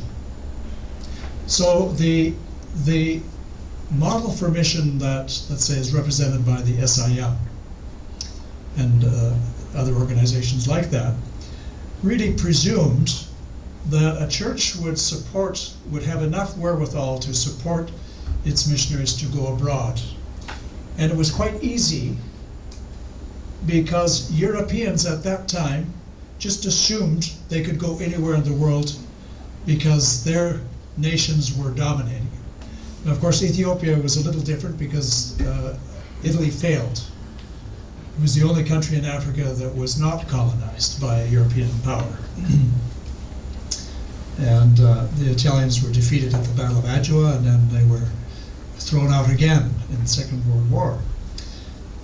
This meant that the country was underdeveloped. Eritrea had all the Italians for all those many years, and so they were developed. So when I was a boy growing up in Ethiopia, all the airplane pilots, all the engineers, the taxi drivers, the truck drivers came from Eritrea. And Ethiopians had to catch up because they were part of a much more ancient civilization. Certainly an ancient Christian civilization that goes right back to the 3rd century. And I should just mention in the course of coming to your question, that the oldest gospel in the world is Ethiopian. It's called the Gurana Gospels. And it dates back before the first European Gospels. It used to be thought that Ethiopia borrowed from Europe with the vellum and the ornate margins, drawings, but they realize now, because of carbon dating, that actually Europe borrowed from Ethiopia. that Ethiopia has this huge Gurana Gospel, 4 volumes on skin from the 5th century. Anyway, the model for mission that was developed in the affluent industrializing West may not work for others. It presumes a surplus of funds. I think the model that is better is a New Testament model, which was the Jerusalem model. If you read the New Testament, did Jerusalem have any money to support Paul? No, Paul supported it. So Paul worked as a tent maker, which meant that he had a vocation. He was self-employed, and he explains himself in his farewell address to the church of Ephesus in Acts chapter 18, that he did this on purpose so no one could accuse him of peddling the word of God for profit. So one of the great dangers that all of us who become, who make a living out of being religious, is that we can be accused of peddling the word of God for profit. We've all heard, you know, in studying missions about rice Christians. And it comes from the idea that people become Christians because they're going to be economically more secure. But I've pointed out in some of my writing that really all of our missionaries were rice missionaries. You take away the rice and they go home. So it was very hard for them to teach independence when they themselves were constantly dependent, asking for money from home. I don't think that model works very well. I think there are models of Christian mission that have more to do with the resourcefulness of the person who's gifted and called by God to a local region. And it's called business as mission. I just call it life as mission, where you learn to live in another community. You need the prayer support, but you also, you don't extract from the community, you give to the community the good news that maybe there's employment for one of your children. I'll give you one example that has struck me in the last year, because I had some students, undergraduate students a long time ago when I was teaching undergrad, who decided that God wanted them to go to Tanzania to set up a very expensive resort for rich foreign tourists to see game. And I thought, how can they think that this would be a good thing to do? We have these fat cats from Canada who fly over there, and then they get in their Range Rover and they drive around looking at giraffes and lions and zebra and so on and so forth. And so this young couple sold their house, sold everything, went through all of the complications of getting property in Tanzania, in the middle of the desert, on the edge, in a very poor community, no water. Took them a long time to find water. Took them years. I thought, how are they sticking it out? But now, fast forward, now they've been there for about 25 years. There is a thriving village of almost 1,000 people. There's a school for the children. The children are healthy. The parents are hopeful. There's a thriving church. There's a sense of hopefulness in the community, and these people who come through, really they're paying for everything. The wages, the skills that are developed, the carpenter skills, the water skills, the farming skills, all this stuff is new. So really the community is being transformed because of a really good idea that's very, very local. It's a tourist industry, and all of them, or many of them, are supported as guides, as workers of various kinds, running little stores, things like that. So it's amazing what good news that is for that community. And in Tanzania, as you probably know, there's a huge contest between Islam and Christianity. And some of the bishops that came to OMSC when I was there, we had 3 bishops from Tanzania, they lamented that the church just was not able to compete with the Muslims, because the Muslims would come in with foreign money. They would set up a school, beautiful school, maybe funded by the United Arab Emirates or something like that. And the education would be free for Muslim children. Free. But Christian children could come. They didn't have to convert. All they had to do is take a Muslim name. So can you imagine the temptation? And the schools for the churches were very poor, not enough equipment, teachers that didn't have very good training, very poor wages, and the students had to pay a little bit because otherwise the school would not be able to survive. It's a big problem.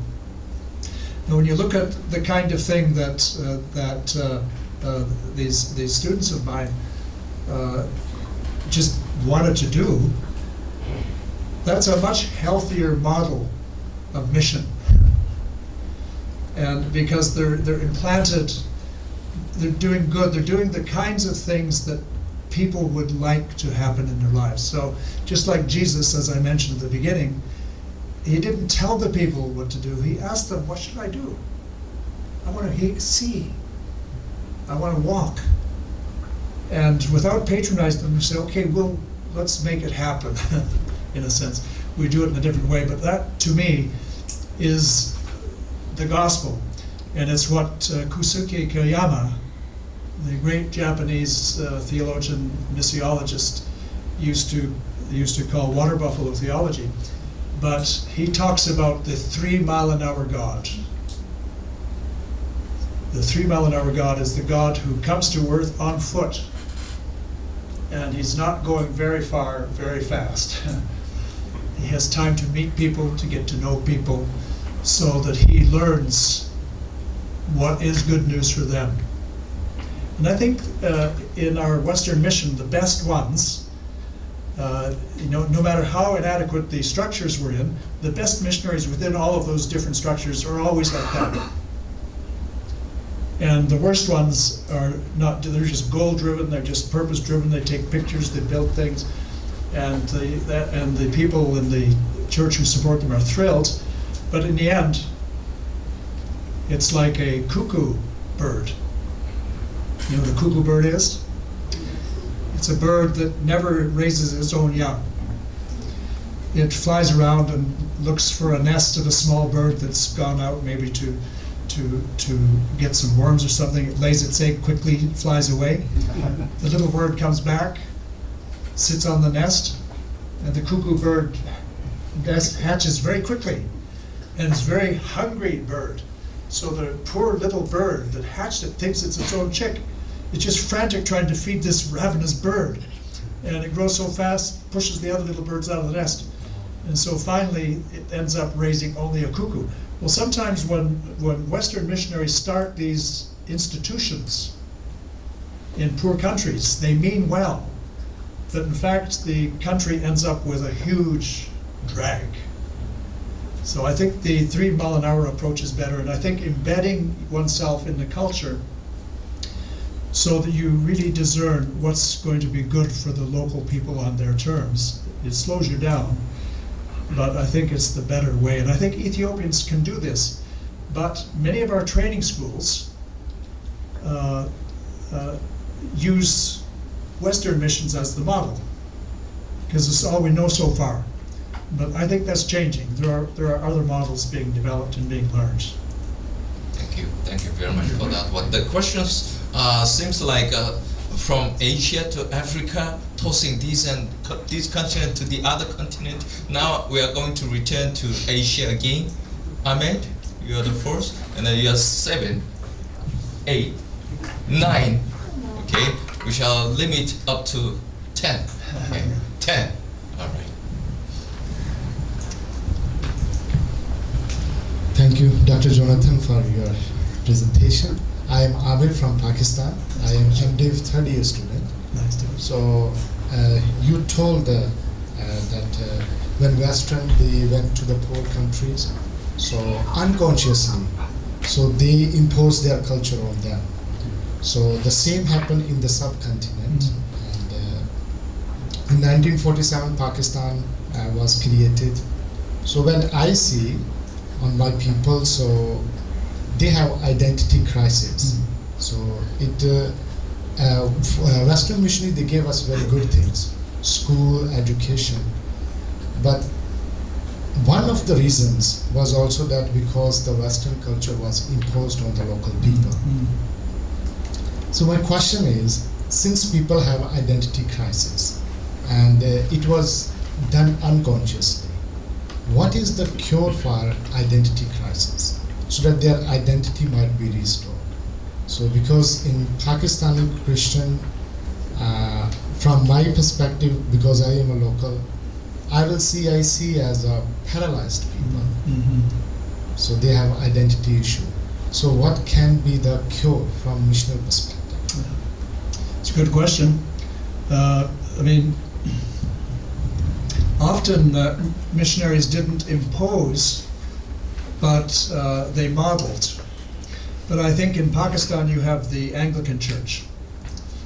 And so in Pakistan there's a long history of, or rather in the Anglican Church and the Catholic Church there's a long history of imposition, because the structures are very ancient and it doesn't matter where they would go in the world, it would be imposed. You recognize the Anglican Church, you recognize the Book of Common Prayer, you recognize the Catechism, and you recognize the baptismal mode, things like that. So in that sense, there is an imposition. But at the personal level, I don't think there was so much an imposition as a modeling of something that people found quite attractive. Most of my playmates in Ethiopia, when I lived in Asab, that time was Ethiopia, my best friend was Adamasu, and his parents would have done anything to have Adamasu have the privileges I had. I had no idea I had privilege. But I realized I had great privilege, even though my mother and father were very poor in Canada. In Ethiopia, they were amazing. They could fly, they could drive, they could dress in different clothes every day, they could hire somebody in the kitchen, etc., etc. So it becomes very attractive. But the big thing was, of course, what the future of their children. I could go to a good school. I could end up not staying in Ethiopia. I could go to Canada when I finished my grade 9, and so on and so forth. So a lot of these things we do unconsciously. We're modeling something that the people around us say, I wish that were possible for me, and often it isn't. But let's assume that it is imposed and you have an identity crisis.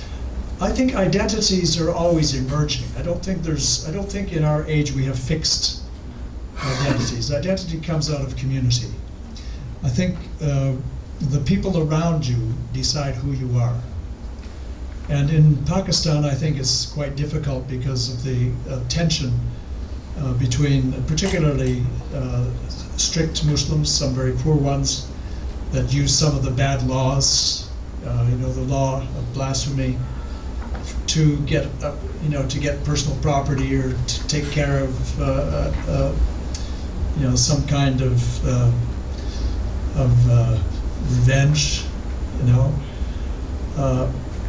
I think that's something you're just going to have to work through. I think recognizing that there is an identity crisis or issue, but maybe lots of people in the world have an identity crisis because consumer society changes everything. Everything becomes commercialized, everything has commercial value, everything becomes fast, so on and so forth. We're all staring into the same phone, we're all looking at the same web, listening to the same news. I think it's a global crisis, it's not just a Pakistani crisis. That's my thinking. I think young people in Korea, how did they buy a house? What's their future? They wonder. No one has the answer, even the wisest people. So I think it's a general problem that goes beyond just the missionary role in establishing the church. That's my view. Okay, thank you very much. McDonald, you are the 5? Okay. Good afternoon, Professor. Good afternoon, Professor. Thank you for being so patiently standing and answering all our questions. Throughout your presentation, the words that have come across is struggle, bias, Yes. critical, radical, Yes. and your presentation also sounds like that. That you are more inclined towards redefining the Western theologians towards the new interpretation, like cultural definition or cultural understanding. I believe it's for all of us sitting here, it's a struggle, because when we think we have so fashioned and so modeled from Western thinking that it is difficult to get back and think from our own culture, our own perspective. So academically, we are doing good. We are trying to reinterpret and bring new interpretation, new dimensions. It's really fruitful. But when it comes to the application part, the local church itself is going to be a big battleground. Yes. So the society is already against Christians Yeah. and their gospel presentation, the good news, the so-called good news now, as you said. Yes. So when we say no, we are going to reinterpret it and redefine it, it's going to be a new challenge. Yes. Just because we are saying that the Westerners brought it, in India they are already saying that it is a foreign religion. Yes. Now we are going to say no, it is our own religion. Yeah. They interpreted. Now it's going to. Are we going to say they interpreted it wrong? Yeah. So this is the real interpretation. Let's go by this. One, and the second thing is, the society will say, okay, if it is our local style, we will accept it. But what about the great grandfather's faith that has been imparted to us? Yes. When I tell my grandmother, no, it is not actually like this, it is like this, she says, what Bible are you studying? Yeah. Which teacher is teaching you all Yes. this? You should come back and you should learn again. Yeah. Yes. So don't you think, Professor, the struggle outside the society is going to be creating more problems inside the society, within the society? Yes. So how do you respond to this? I think you'll always have a struggle. I think that's why. I think it's. Just have to get over that struggle. If you read the New Testament, it's struggle. That's why Paul's writing letters, because there is struggle all the time, and it's hard work to root your teaching and your practice in the scriptures. And different people have different personalities. Some people can do it very gently. Some people, like Martin Luther, do it very roughly. But we still need Martin Luthers. We still need that kind of thing. But at the personal level, just with graciousness and with patience. I don't know as much about Pakistan and Bangladesh, even though we have good friends from both countries. But in Africa, there are theologians who have emerged over the past 30, 40 years. And of course, the ancient theologians were almost all Africans, Tertullian and so on. But I think with Kwame Bediako and people like Kwame Bediako, he realized that something that all of us should realize. And that is that God has never been without a witness in any culture. So there is cultural material that is like your Old Testament that has prepared you for the gospel and enables you in some way to see the gospel in unique ways that a person from the West can't see it. It's preparation. But it takes a lot of work, and it takes a community of people who discuss it and think about it to come up with that. And I think you have some very good Asian theologians. I think I just mentioned one, and he would not think of himself as a theologian, but You know, in Europe, we like systematic theology. But there was never any systematic theology in Jesus' day. There's no such thing. That's something that was important to the West, to systematize. It was important to Christendom because Christianity was the religion of empire. And you had to have a religion that could be systematized so it could be monitored, so it could be enforced, it could be regulated. Didn't matter if it was in Britain, or whether it was in France, or whether it was in North Africa. There was a kind of uniformity you could monitor. But Kusuke Kayama points out that biblical theology, especially in the New Testament, in Jesus' words, we don't have any writings by Jesus, was narrative theology. It's the story that connects with the local reality and so on. And it fits within a larger system, but the system is not rigid. The Pharisees tried to make it rigid, and Jesus said, no, it's the spirit that's important, it's not the letter. And so I think you'll find the same thing where you've inherited from your grandparents, just as I did from my parents, a faith that seemed to them to be right, but which has some problems for this generation. I think you have to treat them with respect, but at the same time you can't, their faith is not your faith, except to the extent that they gave birth to you, but genetically and contextually you're in a different situation. So you have to live into a situation that they didn't have to. And then your children have to go beyond you. So each generation has a dimension of the faith that's unique and a dimension that is familiar and something that is recognizable. But I think there's a lot of work to be done in all cultures. Yeah, definitely. When the church has become too rigid, then it becomes irrelevant after a while. Thank you very much for your answer.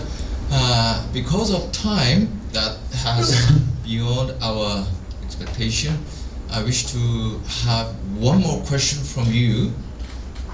Who was, okay, Mujisa was the, okay, Mujisa will be the last. Mujisa God is my name. Student of Missiology, currently doing my thesis and on cross-cultural missions. Please unmask for all students. Okay. You can't hear it very well. Yes, Mugisa God is my name and a student of Missiology. Right now writing my thesis on cross-cultural missions, and it's an honor to have such extensive discussion today together with you. Many insights have been birthed. Since many of the things have already been asked by my colleagues, I will just raise one question in regard to question number 2 in the discussion, paragraph 2, quoting from the handout. Western missionaries were products of their culture, and they viewed their culture and its accomplishments as the higher water mark for human beings, and rightly or wrongly, they traced the roots of this progress to the Christian religion. An important part of the conversion package was the implicit promise of better things, not just in sweet by and by, but in the here and now. Yeah. How were you able to reconcile your foreign culture in Ethiopia in that perspective?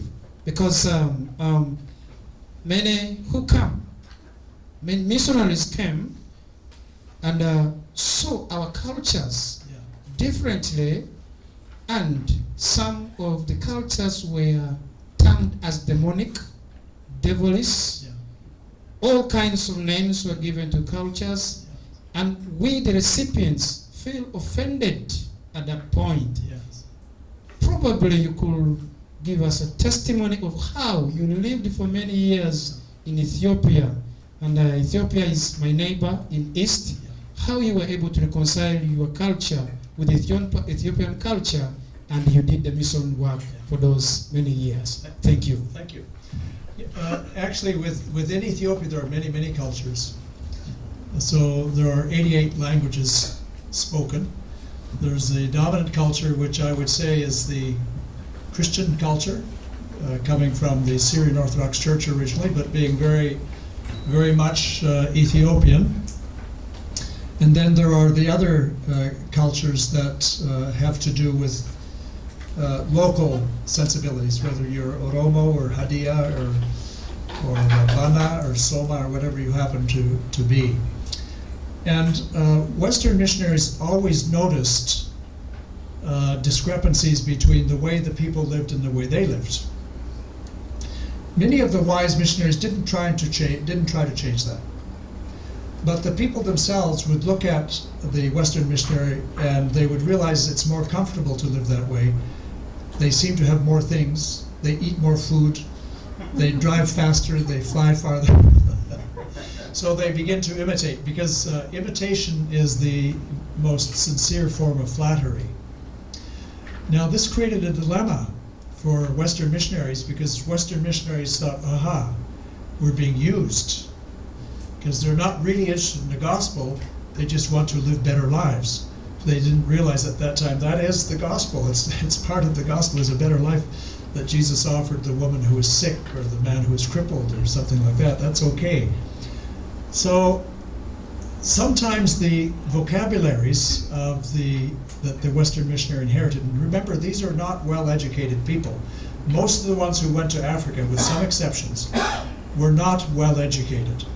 Because of European racial theory, they would send the ones with Oxford degrees, Cambridge degrees, and so on to China, where they were steeped in philosophy and so on. So you can see, when you look at the papers, the candidate papers of the missionaries, you can find them at the London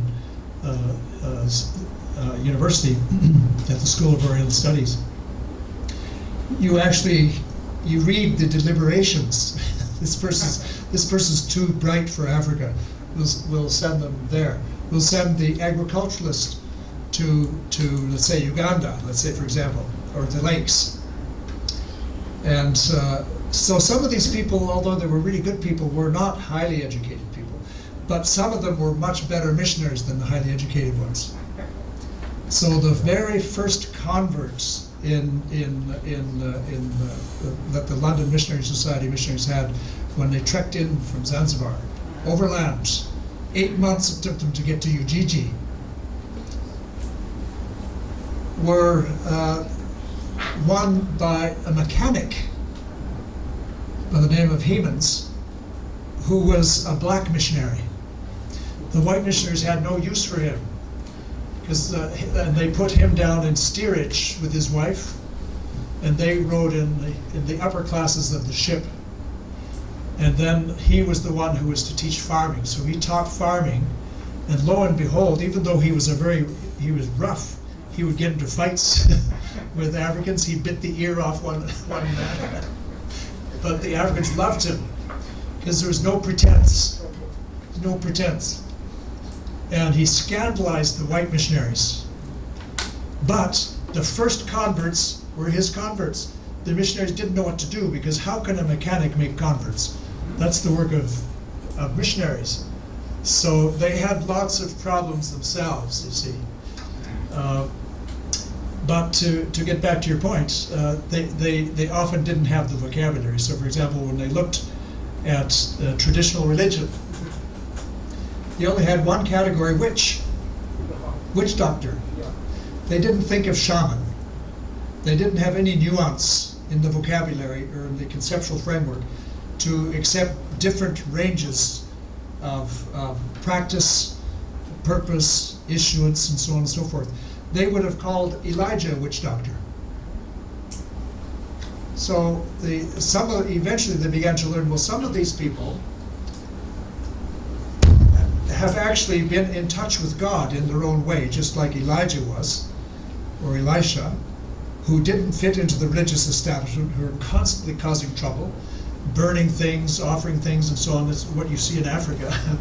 So they would fit there, but they didn't fit in Europe. So in Europe, they had the witch hunts. And you know that they burned witches alive at the stake, which is a very Christian thing to do. Christians light people on fire. I mean, that's what they thought. So there was a lot of syncretism in the European Christianity that came to Africa. So when they tried to interpret indigenous religion, they had no conception. Not unless they lived a long time and observed very carefully. But it took African theologians, like Kwame Bediako, whom I mentioned, to notice that God has already prepared this culture to be receptive to the gospel. How come so many Africans became such strong, joyful Christians so fast with no missionaries around? Well, it's because they had their Old Testament. They had been prepared, because God's witness always goes out throughout all the earth. And creation is something that the West has never learned to interpret. Never. And yet the Psalms say God is talking non-stop through creation. Always talking, always saying something. But in Europe, we dismiss creation as something to use, something to exploit, something to burn, something to build with, something to dig, something to manufacture with. So we became blind to what creation was saying. Now we're just learning to hear creation speak. And what it is telling us is, I'm dying because of you. So we have a lot to learn from many peoples whose traditions are very different from the Western Christendom theory. And we have to think in this way, otherwise we get no further ahead. We just perpetuate our own nonsense all the time. Thank you. Thank you very much for that. Let's clap for him. If the condition is allowed, all of us, I wish to be like a Bangladesh neighborhood that he had spent overnight for several days or something. Thank you very much. I wish to invite Dr. Chimbong Kim to talk about the gift that he has given, brought us together.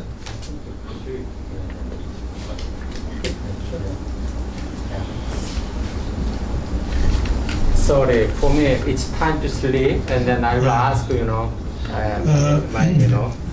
that's the one. Jinbang and I work together as a part of a very, very small organization called the Korean Global Mission Leadership Forum. It grew out of our awareness when we worked together as staff in New Haven, Connecticut, that almost all of the things we heard about mission were just one-way flows of information from Western missionaries to people who sat and listened. There was no dialogue, even though the dynamism of mission had been taken away from the West and was now everywhere in the world, especially in Korea in this case. So we began a forum where there was a deliberate attempt and a structure to kind of impose this, where there would always be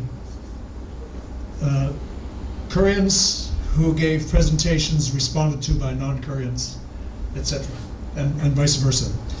And so we tried this with, not just with Koreans, but this is the Korean one. Every 2 years we have a forum on some mission issue that's very important, but to which there's no clear answer. If there's clear answers, you don't need to worry about it because there's clear answers. But things that are ambiguous, that have multiple answers or ambiguous answers. So we publish these books. Family Accountability and Missions. What are the dilemmas of family? When you raise a child abroad and you raise them with expectations for another culture somewhere else, in the presence of people who don't have much opportunity. Accountability. So a book of case studies where we wrestle with different kinds of issues from different perspectives. All multiple authors, many different people. People disrupted, refugees and immigrants. Refugees and immigrants should always be a priority for us, the Bible says. And Moses said, because you yourselves were immigrants. You yourselves were in the land of Egypt. So, never close your hands to immigrants. Always treat them as brothers and sisters. And this is not just theory. That means you actually relate to them. You create a relationship. You have them in your home. You live with them. You learn from them. So this book was a forum on that theme, on peoples whose lives are disrupted and who need a place. Some missionaries, because they're just human beings, have mental health issues. Who knows, a lot of us in this room might have them, because it's very common, we're human beings, right? And so this has to do with some of the stresses in missionary life that produce mental health or encourage people who have mental health issues to be missionaries. And how are we accountable in our systems of support, in our systems of management, in our systems of care? So there's a book of case studies. Megachurch. Megachurches can sometimes do whatever they want because they're so big. And it's like Putin, who can do anything he wants because nobody dares tell him he's wrong, otherwise they're out. So we end up getting these juggernauts moving in the wrong direction for a long time, unless you have a system built into the megachurch where there's constant feedback and opportunity for critique and self-assessment. So this is megachurch and accountability in missions. And the last one that we just published this year is Missions and Money. It's not the same as my book. It's better because it's full of case studies from every aspect of mission and money. It's not, my book is more of a theology of mission and money. So these books are being left in the library. And I think Jim Bonk is giving some books away. Is that right, Jim Bonk? Yeah. Okay, so so you have some copies over there. There's some copies that are available free of charge that will leave with you. Thank you very much.